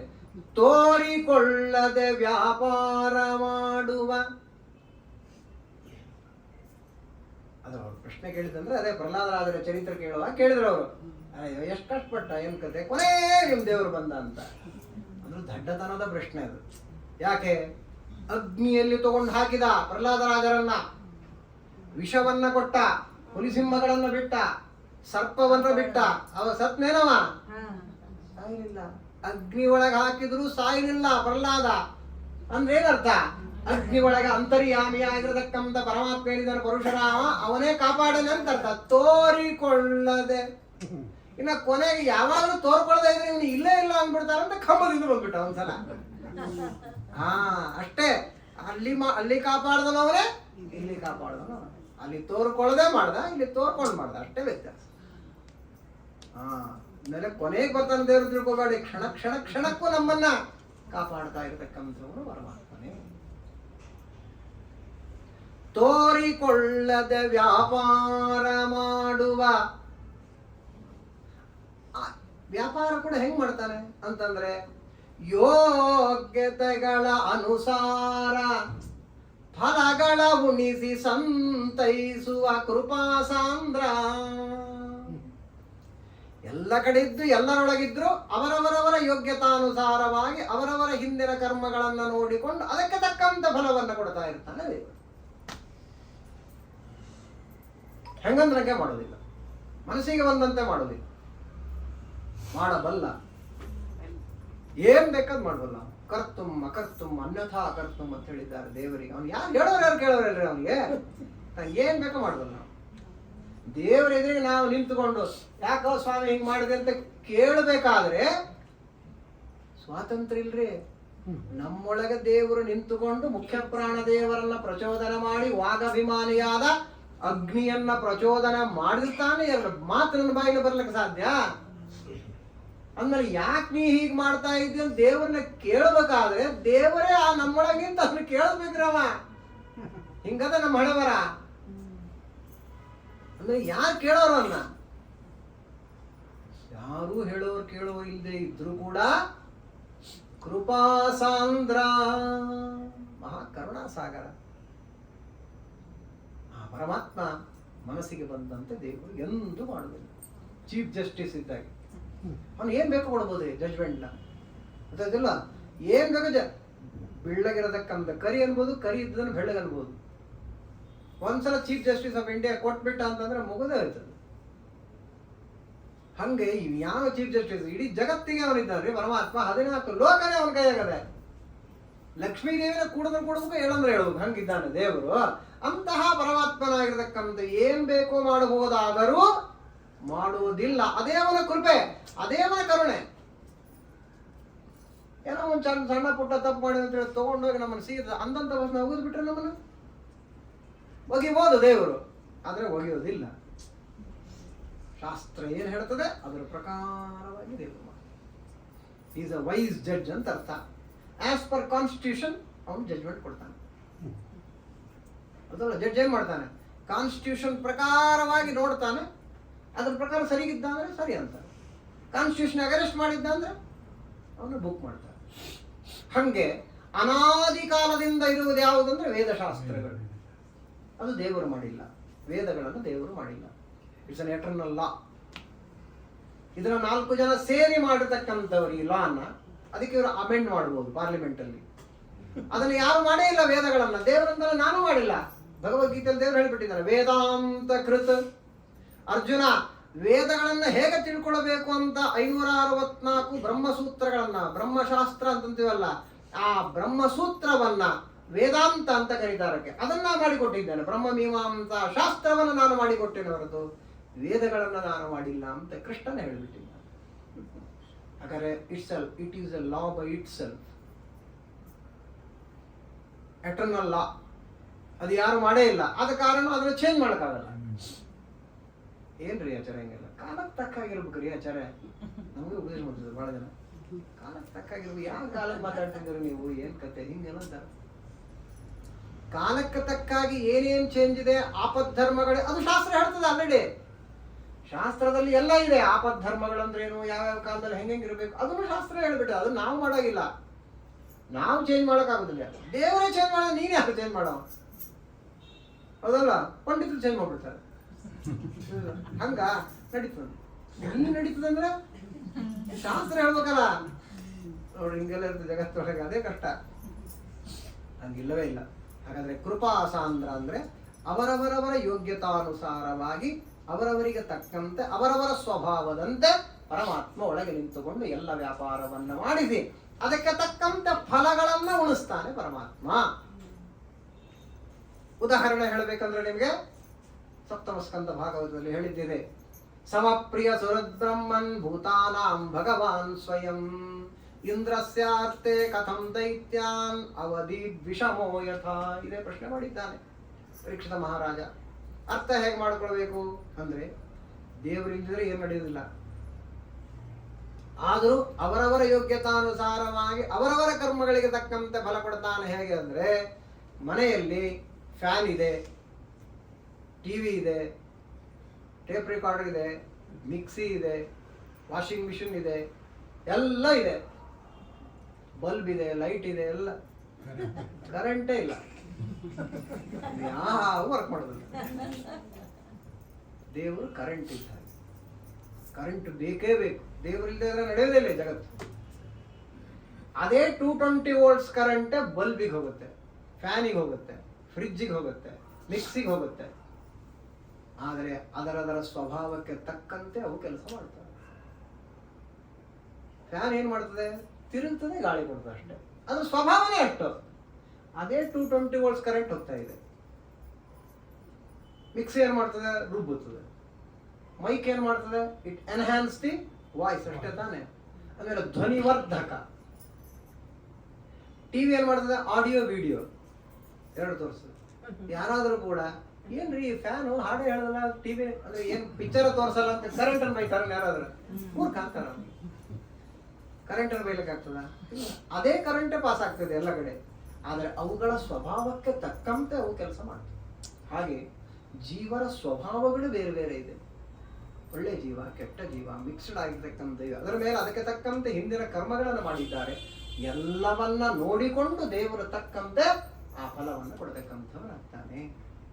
ಯೋಗ್ಯತೆಗಳ ಅನುಸಾರ ಫಲಗಳನ್ನು ಉಣಿಸಿ ಸಂತೈಸುವ ಕೃಪಾ ಸಾಂದ್ರ.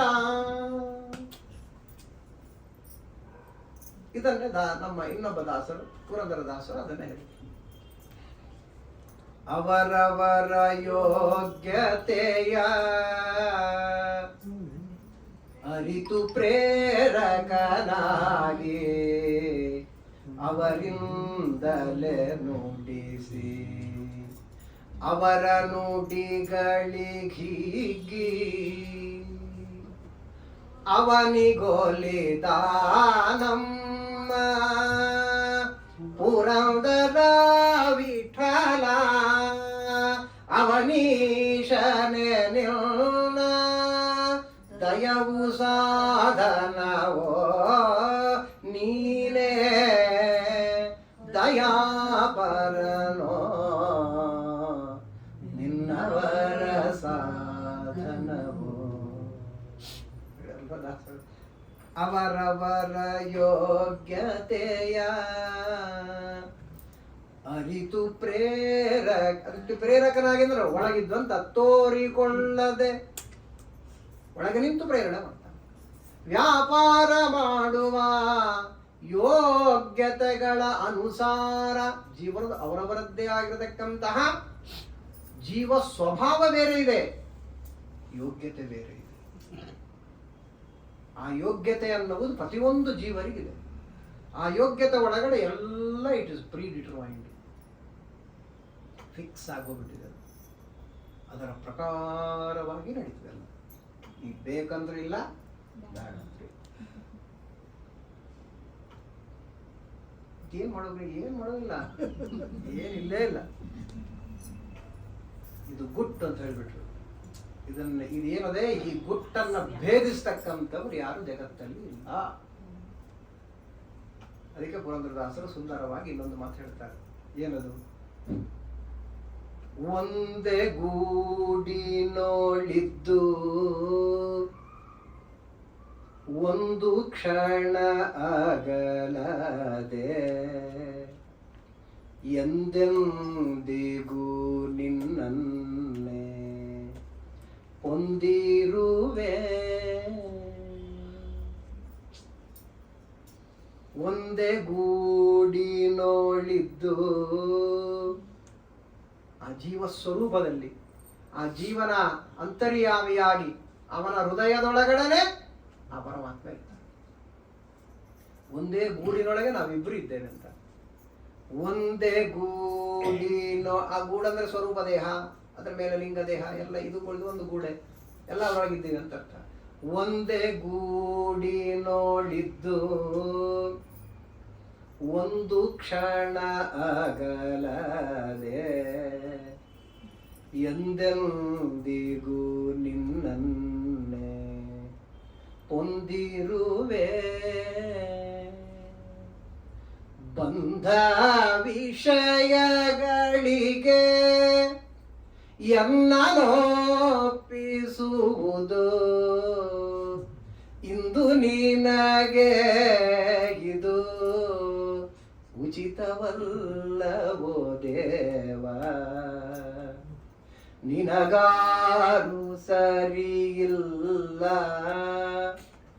ಎನಗನ್ಯ ಗತಿಯಿಲ್ಲ, ನಿನಗೂ ಎನಗೂ ನ್ಯಾಯ ಹೇಳುವರಿಲ್ಲವೋ.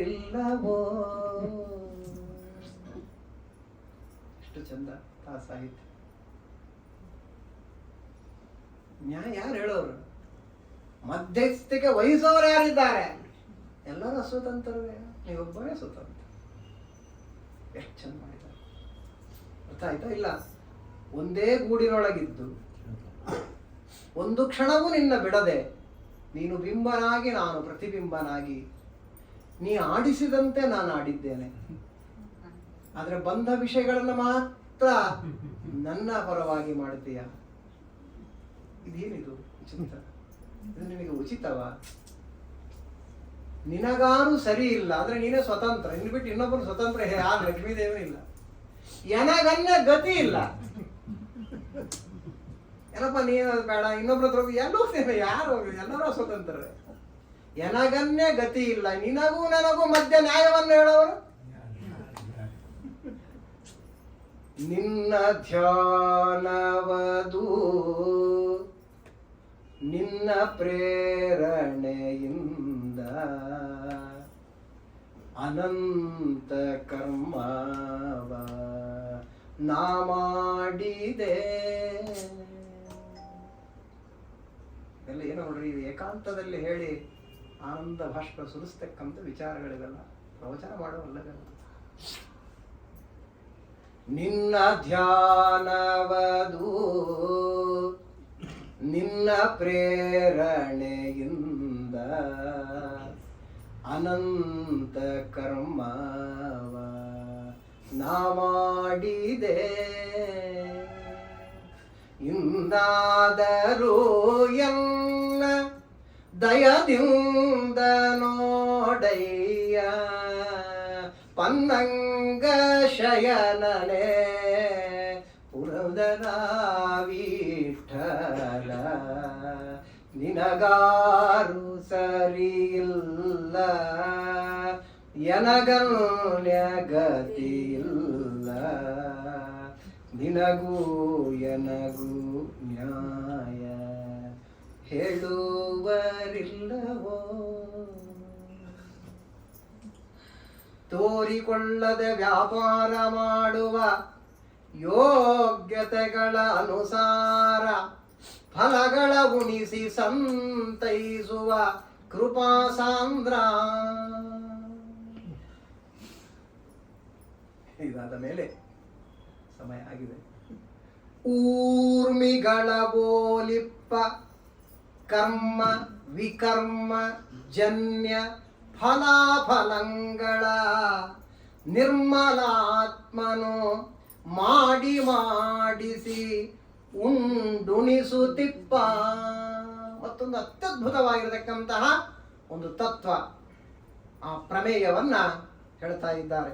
ನಿರ್ಮಮ ನಿರಾಮಯ ನಿರಾಶ್ರಯ ಧರ್ಮವಿತ್ ಧರ್ಮಾತ್ಮ ದುರ್ಮತಿಯ ಜನರನಲ್ಲ ಅಪ್ರತಿಮಲ್ಲ ಶ್ರೀನಲ್ಲ.